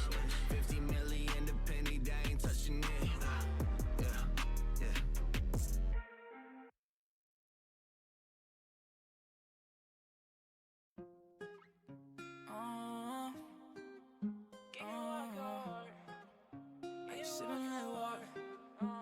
Sipping on that walk and it's heavy now. Hey, running on my guap and it's steady now. Hey, I didn't want that top and it's been a while. Hey, trying all these pills, how I'm living now. Hey, sipping on that walk and it's heavy now. Hey, running on my guap and it's steady now. Hey, I didn't want that top and it's been a while. Hey, trying all these pills, how I'm living now. Hey, sipping on that walk and it's heavy now. Hey, running on my guap and it's steady now. Hey, I didn't want that top and it's been a while. Hey, trying all these pills, how I'm living now. Yeah, I didn't want that cake. She didn't want my money when I pull up in the rave. Hop on my way, but where am I going? Get into the cake, yeah, you know I'ma blow it. Yeah, you know I got a problem, but I just want a cake. Money on me, yeah, you know I won't change. Too many thoughts when I pull up in the range. Too many thoughts when I pull up in the range. Yeah, I didn't want a cake. She didn't want my money when I pull up in the range. Hop on my way, where am I going? Get into the cake, yeah, you know I'ma blow it. Sipping on that walk and it's heavy now. Running on my guap and it's steady now. I didn't want that top and it's been a while. Trying all these pills, how I'm living now. Ayy, sipping on that walk and it's heavy now. Ayy, running on my guap and it's steady now. Ayy, I didn't want that top and it's been a while. Ayy, trying all these pills, how I'm living now. Ayy, sipping on that walk and it's heavy now. Ayy, running on my guap and it's steady now. Ayy, I didn't want that top and it's been a while. Ayy, trying all these pills, how I'm living now. Ayy, pop a little molly, hope I don't die. Why she always lying? Yeah, I see her in her eyes. Pull up in the coupe, now she going ride. Pull up in the coupe, now she going ride. Now I'm feeling alright. I'm speeding through the night. I'ma curl my whip, and I hope I don't die. I don't want that cake. She don't wanna fuck me when I pull up in the rape. Hop on my way, but where am I going? Get into the cake, yeah, you know I'ma blow it. Sipping on that walk and it's heavy now. Running on my guap and it's steady now. I didn't want that top and it's been a while. Trying all these pills, how I'm living now. Ayy, sipping on that walk and it's heavy now. Ayy, running on my guap and it's steady now. Hey, I didn't want that top and it's been a while. Hey, trying out these pills, how I'm living now. Hey, sipping on that walk and it's heavy now. Hey, running on my guap and it's steady now. Hey, I didn't want that top and it's been a while. Hey, trying out these pills, how I'm living now. Aye.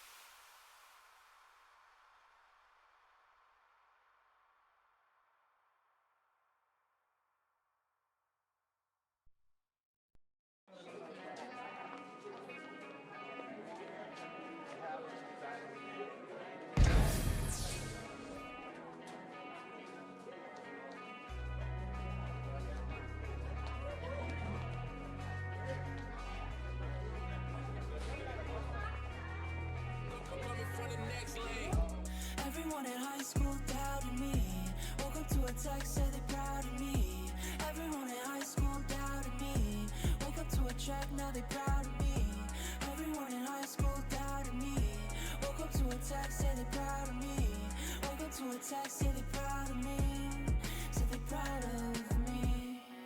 Should've never ever doubted me. Now I'm living drop top fantasies, dressing for this life, yeah, it's meant to be. Got you feeling stuck in that rut life.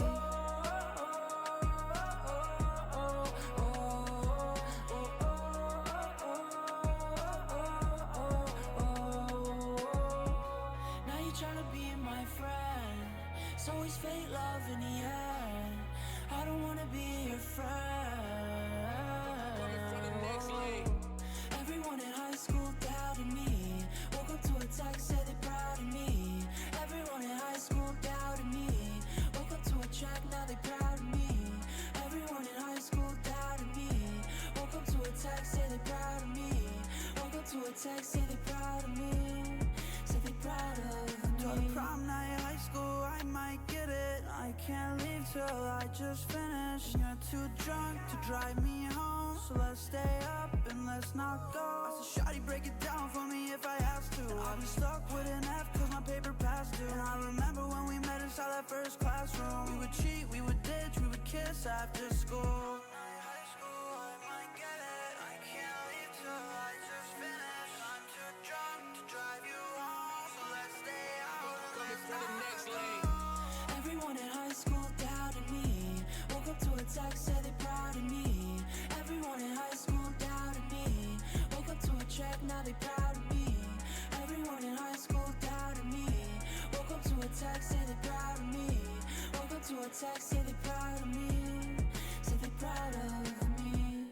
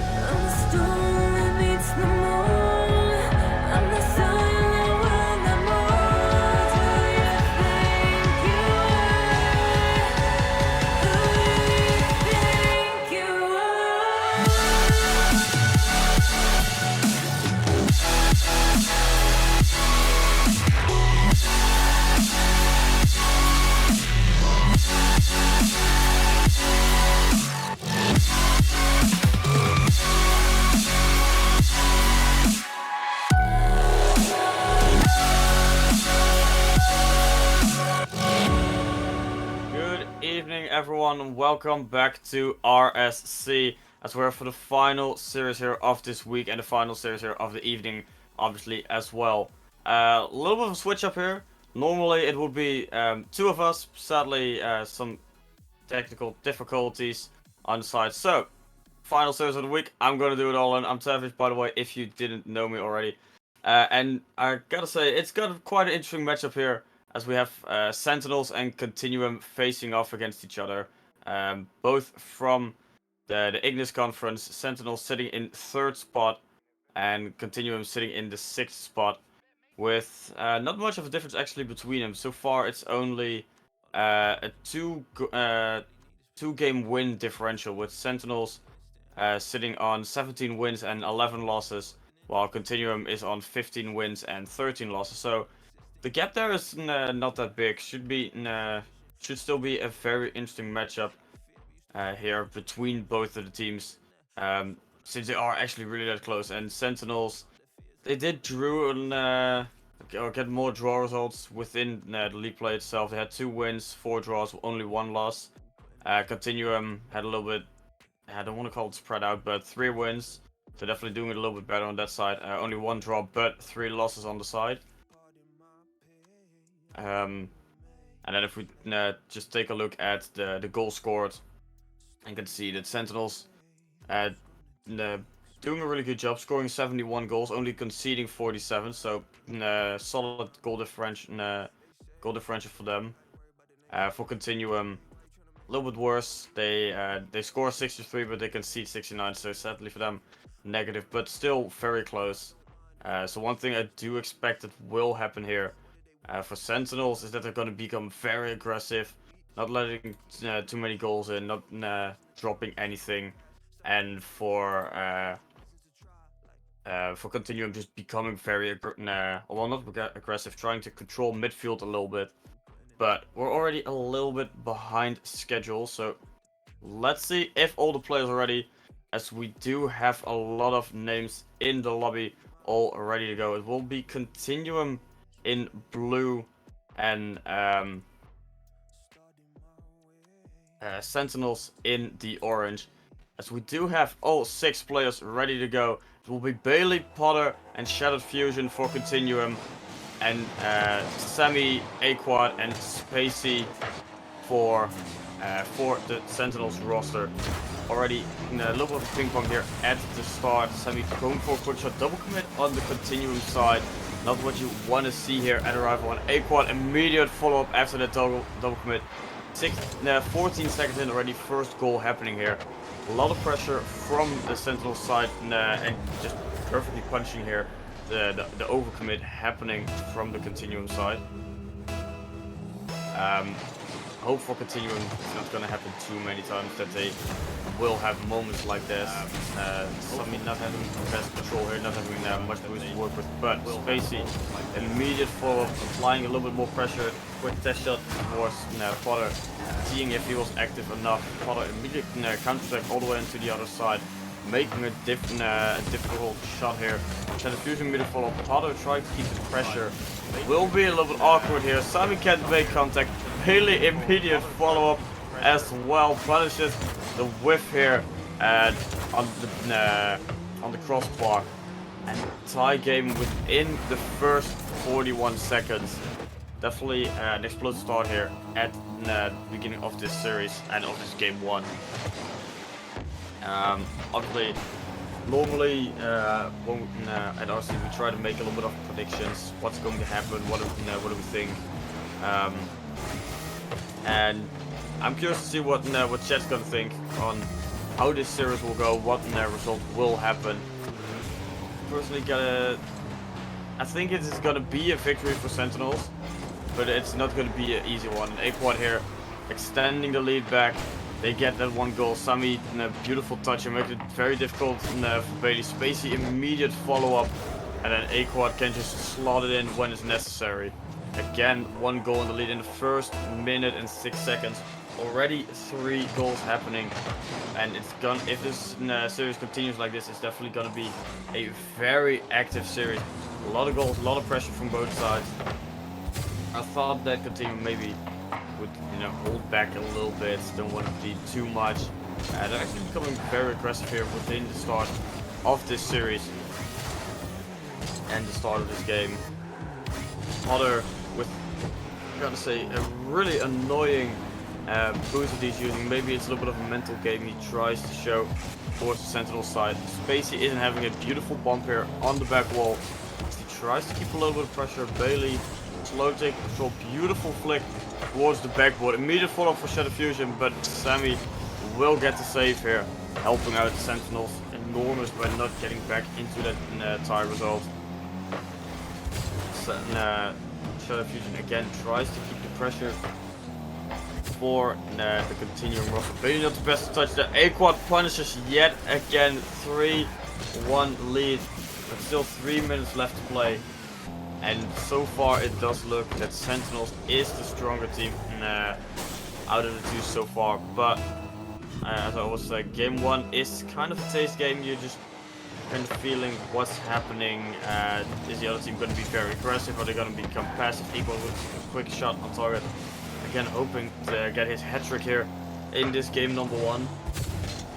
We see beautiful bump by Shadow Fusion. He tries to break down the offense, but Potter is there for Continuum, making sure the pressure is always going.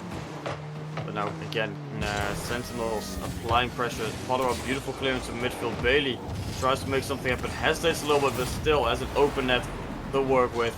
And it's only a 1 goal difference here, as we still have half the game left to go. Beautifully done here by Potter, getting the clear. And Bailey can just take the time needed, put it in, and make sure that they're still in reach to take a game here.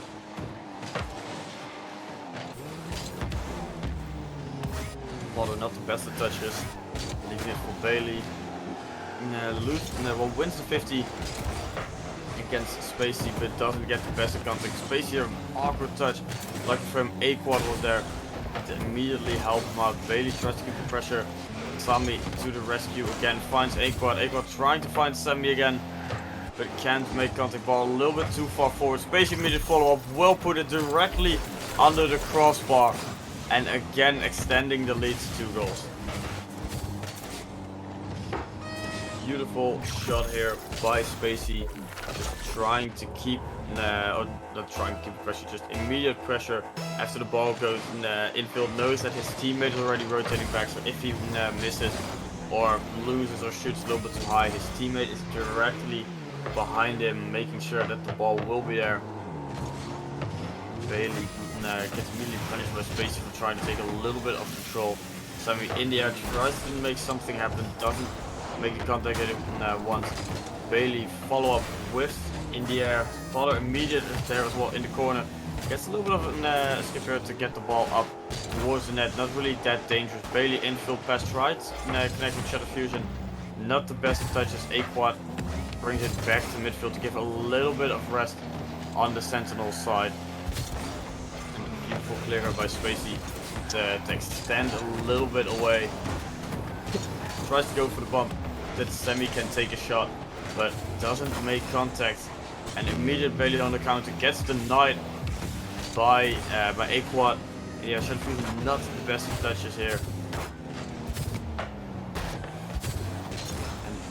And all 3 players from Continuum in a very awkward scenario.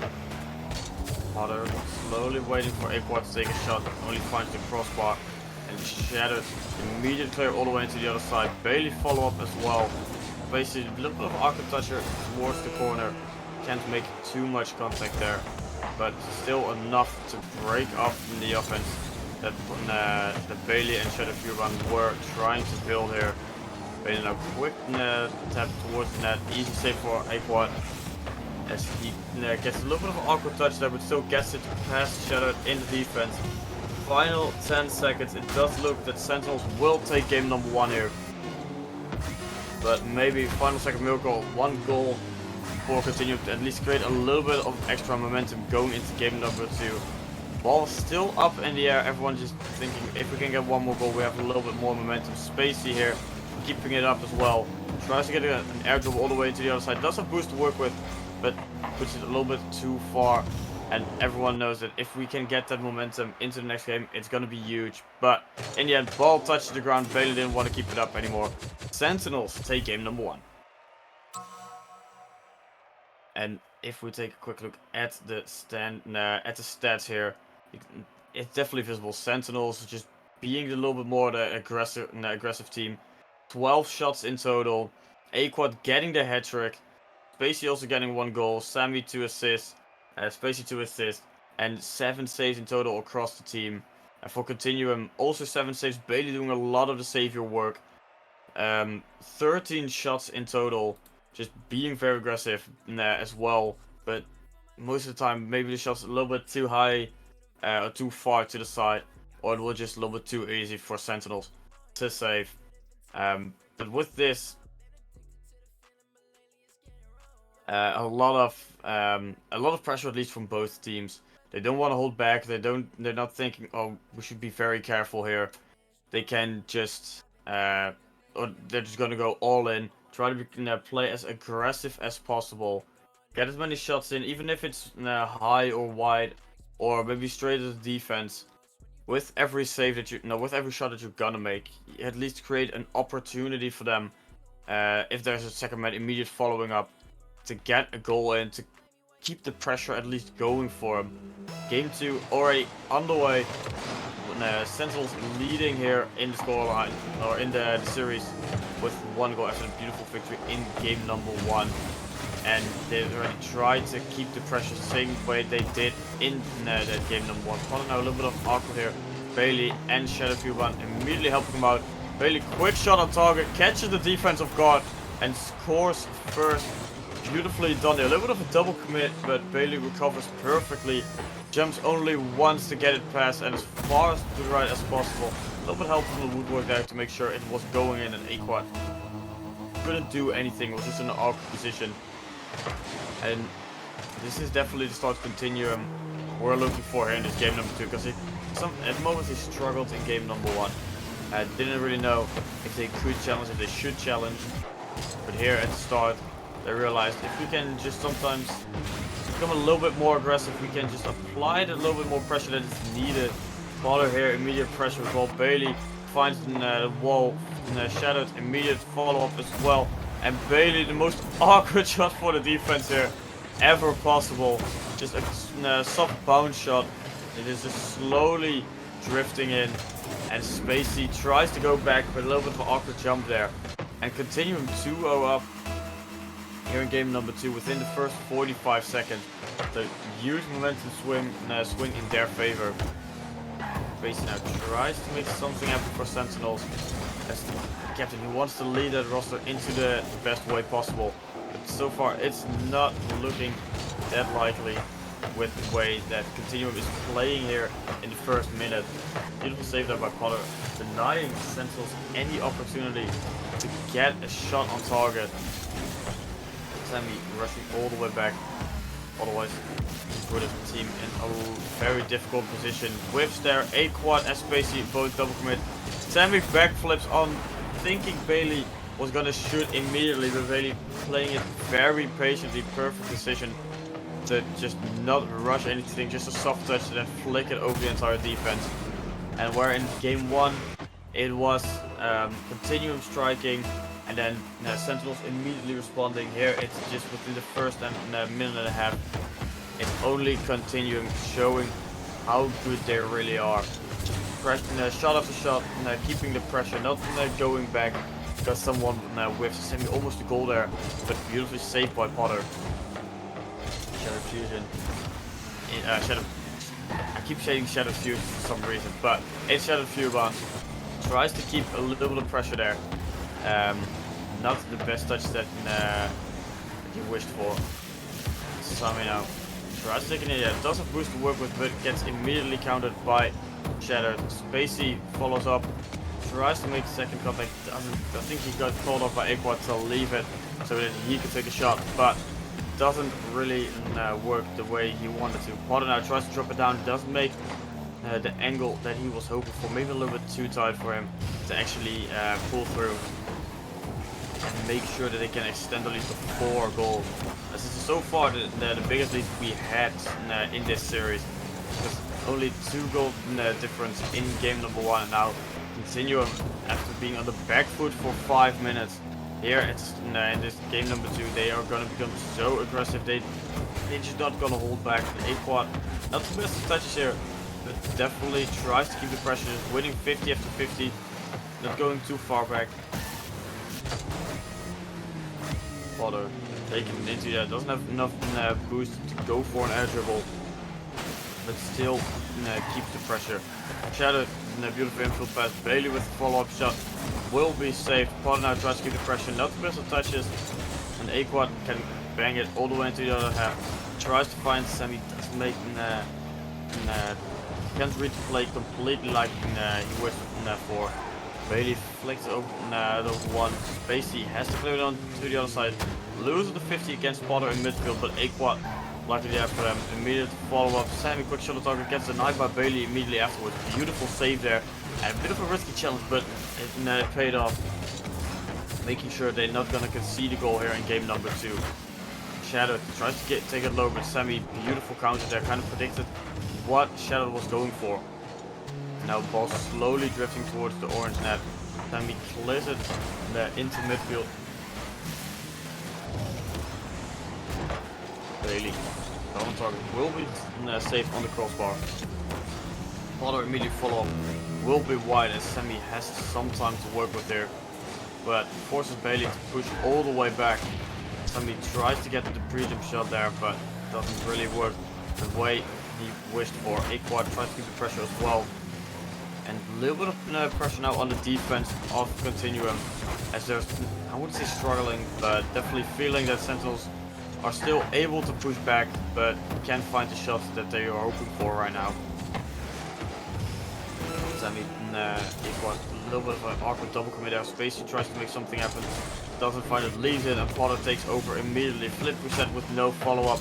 And then Shadow actually follows up on the last possible second, puts it on the inside of the woodwork, and they extend their lead to 4 goals with 21 seconds left to play.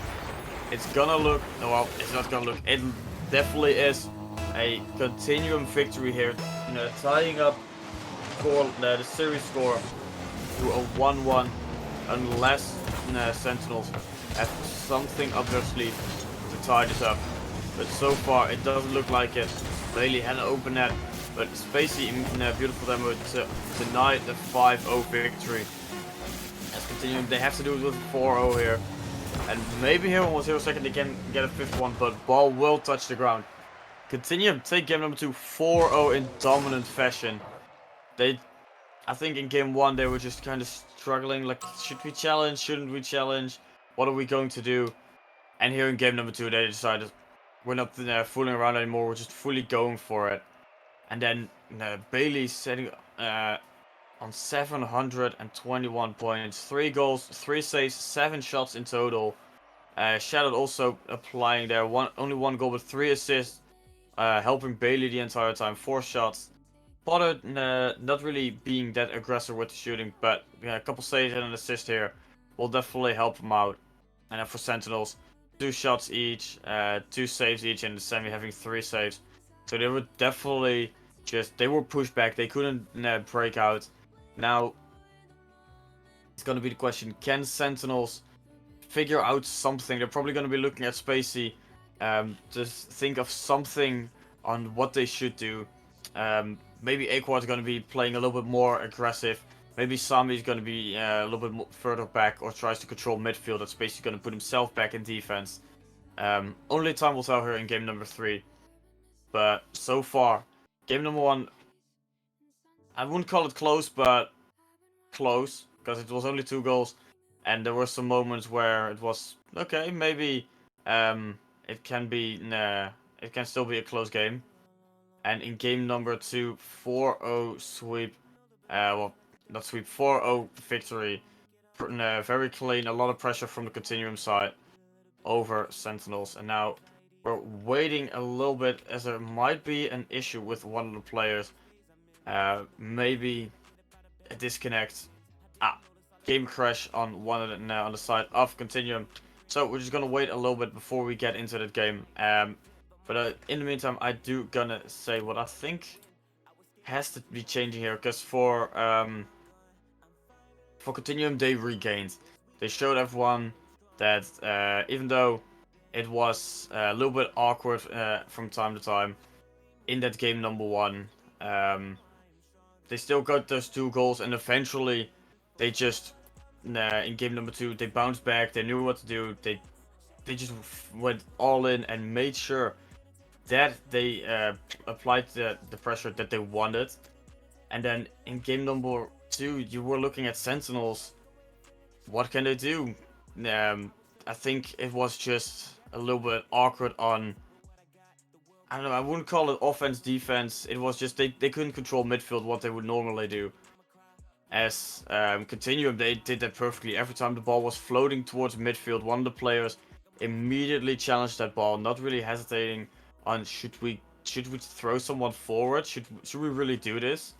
And Sentinels did that perfect and applied that tactic perfect in game 1. They just threw their players forward, had full faith in each other, but they couldn't handle in game 2 that Continuum was gonna do it right back to them.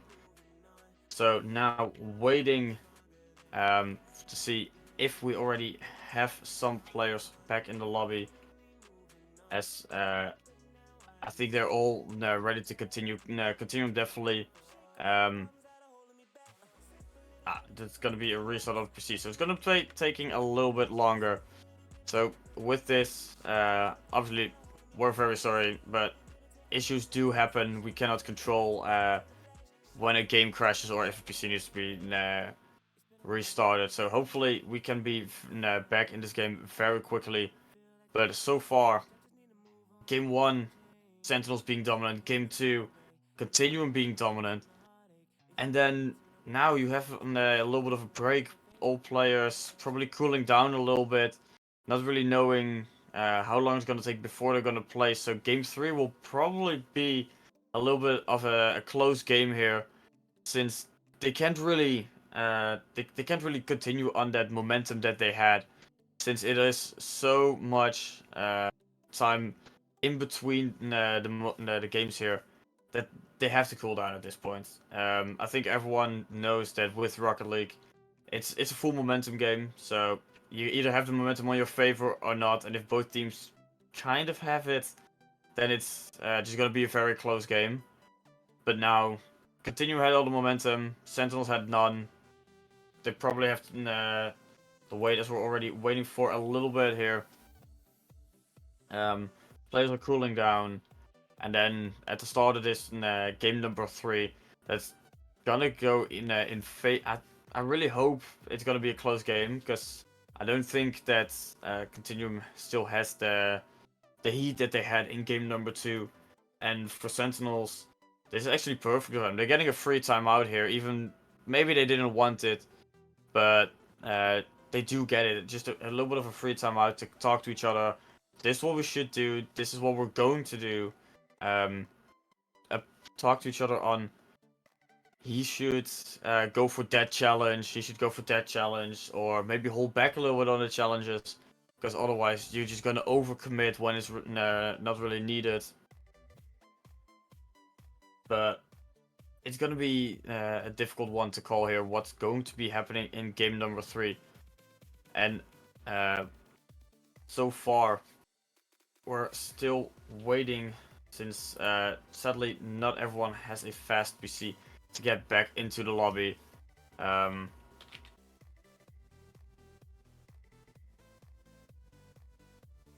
So it's just gonna be slowly waiting, as well, we can't have everything, even though we would wish we had everything. We had players not crashing, everything just continuously going the way we planned. But so far, technology leaving one of the players. I sadly have no clue actually who has the issue, but PC is restarted, game is loading up, so we'll have game 3 set up in no time.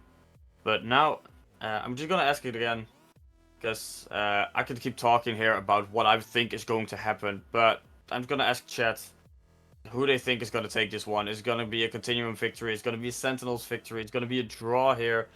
Is it going to be Continuum now that they had a very dominant game number 2, just staying that dominant in game number 3 and 4, or will Sentinels, now that they have a little bit of time to, like I just said, have the time out, have the talk with each other, they can bounce back here in game number 3.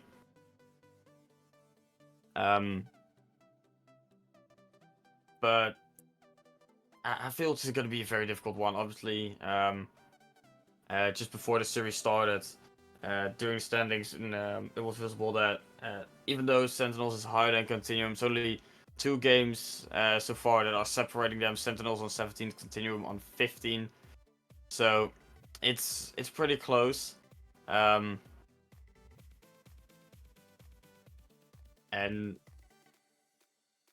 I just see that the Sentinels roster had already some forfeit wins. So that's definitely explains why they're already up there. But we do have all the players back in the lobby. Game 3 is ready to go. All players are ready. Now we're going to see if the players have completely cooled down. And that is going to be like game 1 where it's a little bit of this and that. And Aquad maybe have cooled down a little bit whipping the ball there. But lucky for him, Facey immediate follow-up. And same as in the previous 2 games, it is Continuum in the blue and Sentinels in the orange. Quick shot on target here from Spacey. Sammy tries to keep the pressure, Spacey immediate follow-up gets denied by Potter. Aquad beautiful challenge there in midfield to make sure that Sentinels will still in the offense.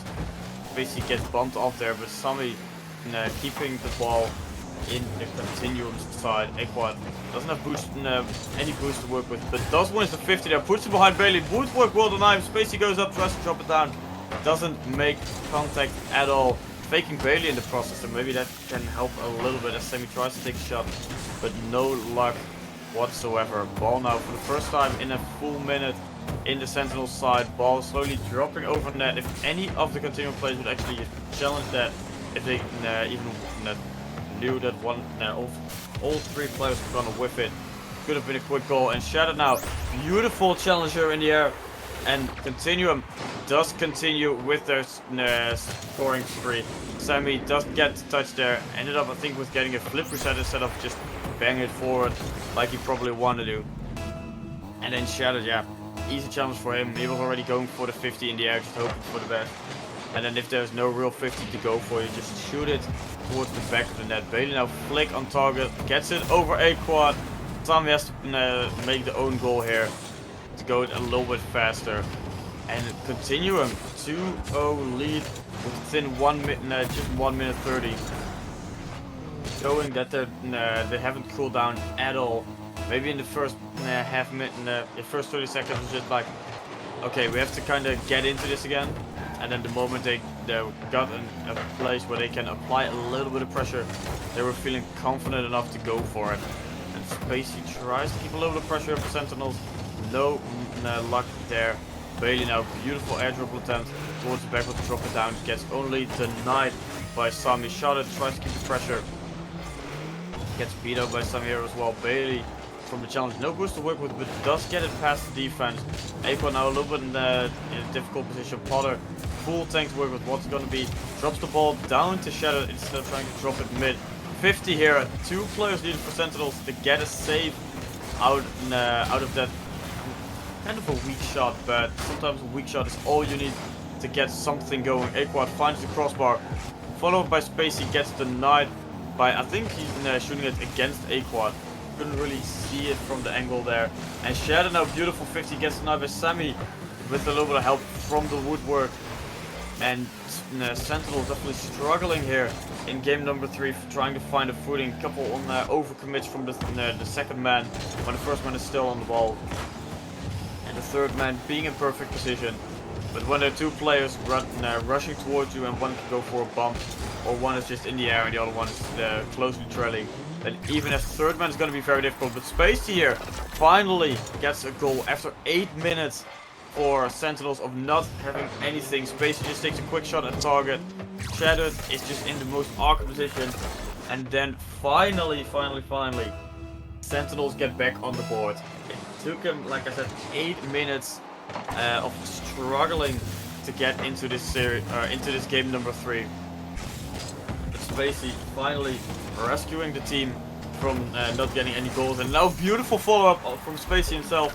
Shoots it, just has a quick shot towards target. Potter doesn't make the contact that he wanted to, making it really awkward here. As Spacey, he had all the momentum to just continue with it, and they tie up here in game number 3. Where in the first 2.5 minutes, it did look like that Continuum was the stronger team out of the two, having all the momentum in their favor. Spacey just straps on his backpack, says team hop in, and takes 2 goals. Bailey now not the best of touches. Aquad leaving it for Spacey, now takes it himself instead. Has 70 boost in the tank to make something happen here, but a little bit slow there on the transition. Sammy tries to drop it down. No one going for it. Bailey in the end with little amount of boost, making sure that the ball would touch midfield. Jazz now has to face Spacey in a 50-50. Wins it in the end, but Sentinels is still applying a lot of pressure in this 30 seconds since they tied up here in game number 3. And 4 people just joining in. If you have Sentinels, they won game number 1 4-2. Continuum won game 2 4-0, and now 2-2 result after Continuum having a lot of momentum. Sentinels, they bounced back, all thanks to Spacey. And now a little bit of an awkward result. Potter here tries to set something up. Shattered, immediate follow-up, bounces it out instead. Bailey follow-up over the net, crossbar down. No, it will go in the end. Was kind of bouncing there on the goal line, but beautiful player. Potter makes sure it goes infield. Bailey then drops it towards the crossbar, bounces down, and has to follow up on the initial shot. Continuum in the lead yet again, 3-2 with 52 seconds. It's not a lot of time for Sentinels to work with, but it could be more than enough for them to get something going here in the final minute of this game number 3. Beautiful bump here by Aquad, tries to create a little bit of room for Sammy. Doesn't, but Sammy kind of hesitant there if you should actually go for it. Yeah, that bumps all the banks the ball all the way to the other half, even bumps one of the defenders. Basically tries to keep the pressure going. Aquad ball midfield. Sammy really follow up, puts it directly on Potter, so easy save for him. Basically now, quick shot on target will be safe. Bailey finds Shadow. Shadow finds Bailey again. Beautiful ball to the left side to kind of waste time here as the final seconds are ticking down. Spacey tries to get it clear. Aquad tries to get a shot but gets denied by Potter immediately. Sammy keeping it up. The Sentinels now fighting to get a draw here, but in the end a clear towards midfield will not make that possible. Continuum struggling a little bit in the second half, but making sure that in the final 52 seconds they get that goal that they really needed, and extending their series lead here. They're 2-0 up, 2-1 up now in series after this beautiful game 3, and it was definitely a close one. Kind of predictable after a little bit of that cool down period in between game number 2 and game number 3. But now it's going to be a real important thing. It's going to be a draw. Can Sentinels bounce back, or will Continuum just continue on their perfect run here, as they're applying a lot of pressure and making sure that Sentinels are just struggling, because there are some moments where Sentinels are definitely in a position that they control midfield, that they can take shots on target, that they can just do their own thing. But for Continuum, even if they're in defense for a very long time, they're not struggling. They know what they can do. They have 6 saves in total against the 11 shots from Sentinels. So also a lot of shots that did not go in or did not touch a player directly. Just went wide. Crossbar, woodwork, going towards the backboard maybe even. So for Sentinels, you're looking at them. Well, maybe improve the accuracy a bit, but that's very difficult to just do that in one game. But maybe not only go for the difficult shots. Try to go a little bit for team plays, get some bumps and demos in there. I know every player, well, you don't like it. If you're getting demoed, if you're getting bumped, obviously you don't like it, but it can help your team enormously if you just get one bump, remove one player for a little bit, maybe demo him so he's 3 seconds off the pitch, maybe bump him so he just flies somewhere towards Narnia. And now, Aquad, beautiful bang towards the backboard. Defense doesn't read it like they wanted to, and Spacey follows up. Sentinels open the scoring here in game number 4 after 31 seconds. And this is definitely something that we want to see more from them. Just more aggression and just switching it up a little bit. Spacey here tries to go for a double touch from all the way into his own half. Doesn't make it happen, but it definitely catches the defensive guard because you cannot predict anymore what exactly is going to happen. Because one day, with one shot it can be a solo play, the other one can be an infield pass, the other one can just go backboard and then someone else will follow up. There are so many options that Sentinels have to their disposal that they can use here, and if they can use them, they can definitely draw up here in the series. Bailey goes for a flick, will be wide, Potter follows up, and they tie up here in game number 4. Sammy thought it was in, already jumping forward. Spacey rushing, thinking that Potter had a more dangerous shot towards net. And now with 3:52 left on the clock, a lot of time to work with. It is a tie result yet again. Potter getting bumped out of the way. Spacey tries to keep pressure, get the ball infield. Aquad now tries as well to keep the pressure for Sentinels going, but it is very difficult for them. With every time that they actually put something up, there's already a player from the Continuum roster denying that opportunity. But maybe here they can make something happen. Shattered denying that opportunity. Spacey tries to keep it into the corner. And still recovered after being even bumped in the air. Potter now beats out Sammy.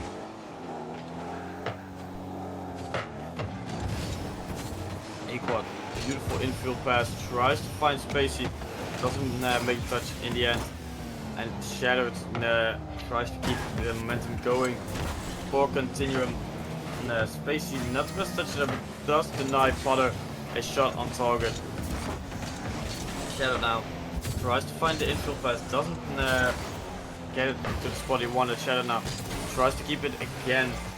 Bailey slowly taking time, only to find Sammy on the backboard, denying that opportunity.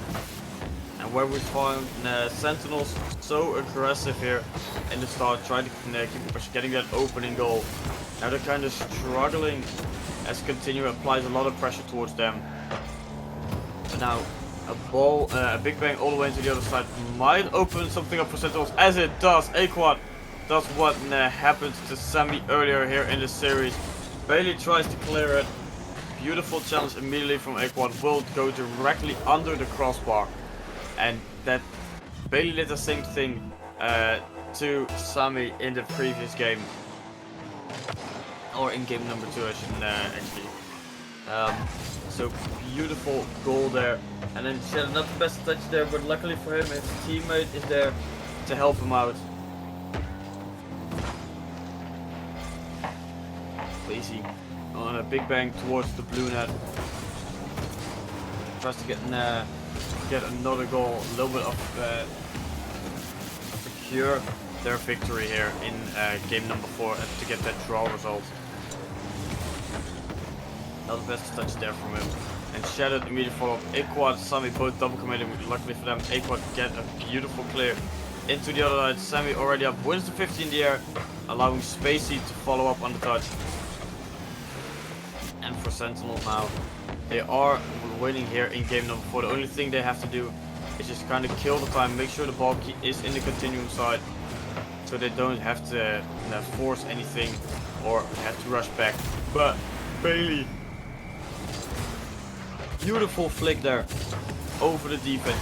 Already past one. Spacey a little bit hesitant if he should challenge, if he should stay back. And then Bailey is just well, whatever you're gonna do, I'm just gonna flick it. It's going in towards the back of the net. 1 minute and 6 seconds left on the clock. Continuum again back in the fighting here to get that 3-1 victory that they so desperately want. To improve in the standings so they can surpass Sentinels for that top 5 spot. Now Sammy wins a 50 against Bailey and Shattered, just denying 2 players an opportunity to clear the ball. Spacey gonna have to bounce back here, can't move too far forward. Shattered gets removed from the pitch as Spacey tries to clear a ball towards midfield, gets denied by Potter. Shattered quick shot on target, gets it not close enough towards the back of the net. A-Quad just in the way. Bailey leaves it for Shattered. Shattered puts it in. 11 seconds on the clock, and so far it does look that Continuum has a lot of momentum here toward net in their favor. Beautiful chance there by Shattered, reading the defense after that initial touch from Bailey to get the ball infield. And now final 10 seconds ticking down. Spacey doesn't make the contact that he wanted. Bailey drops it toward the crossbar. Doesn't even need the extra goal. Could have just been for standings. And Continuum win here in game number 4 after being down to Sentinels very early in the game. But in the end, even though it did feel like there was a good opportunity for a draw result here, or for a victory for Sentinels, as they were a little bit higher in the standings, it will be Continuum just being too dominant here, denying everything. Definitely after game 2, where they just had a lot of momentum in their favor after that 4-0 victory, which was just outstanding, completely shutting down Sentinels in every turn, not even giving them anything to work with. And with that, we're gonna be closing down here at RSC, and now gonna be closing down here week 3 of league play. Oh, week 4 already, I should say. Man, the weeks are going really fast. So for me, it's going to be a wrap here. I want to thank everyone who watched the stream. Want to thank Stingray for doing all the production work, all the casters that were here earlier for doing that amazing work. For now, have a great evening. Me and my personal co-caster, Muffin, are signing off. See you guys next time. She broke my heart apart, my heart on fire. Make it hit no to Mariah, my heart on fire. See, I'm a man, we cannot cry. Too much I can't change, but I cannot change for you. And they know I've been supporting, even though I know that they about to hate on you. I know that I'll go insane, if I go insane, then I'll bust a brain for you. I don't even gotta beg, baby girl, I really gotta eat your cake for you. Too much on my mind, I've been going out. Too much in my life, and it's getting rough. Baby, I understand, you just want the cuffs. You just really wanna last, you never really love. See you a liar. You think that you live like a princess, not a squire. All my homies, we got the bands, we not for hire. I got Nick Cannons in the back, you not Mariah.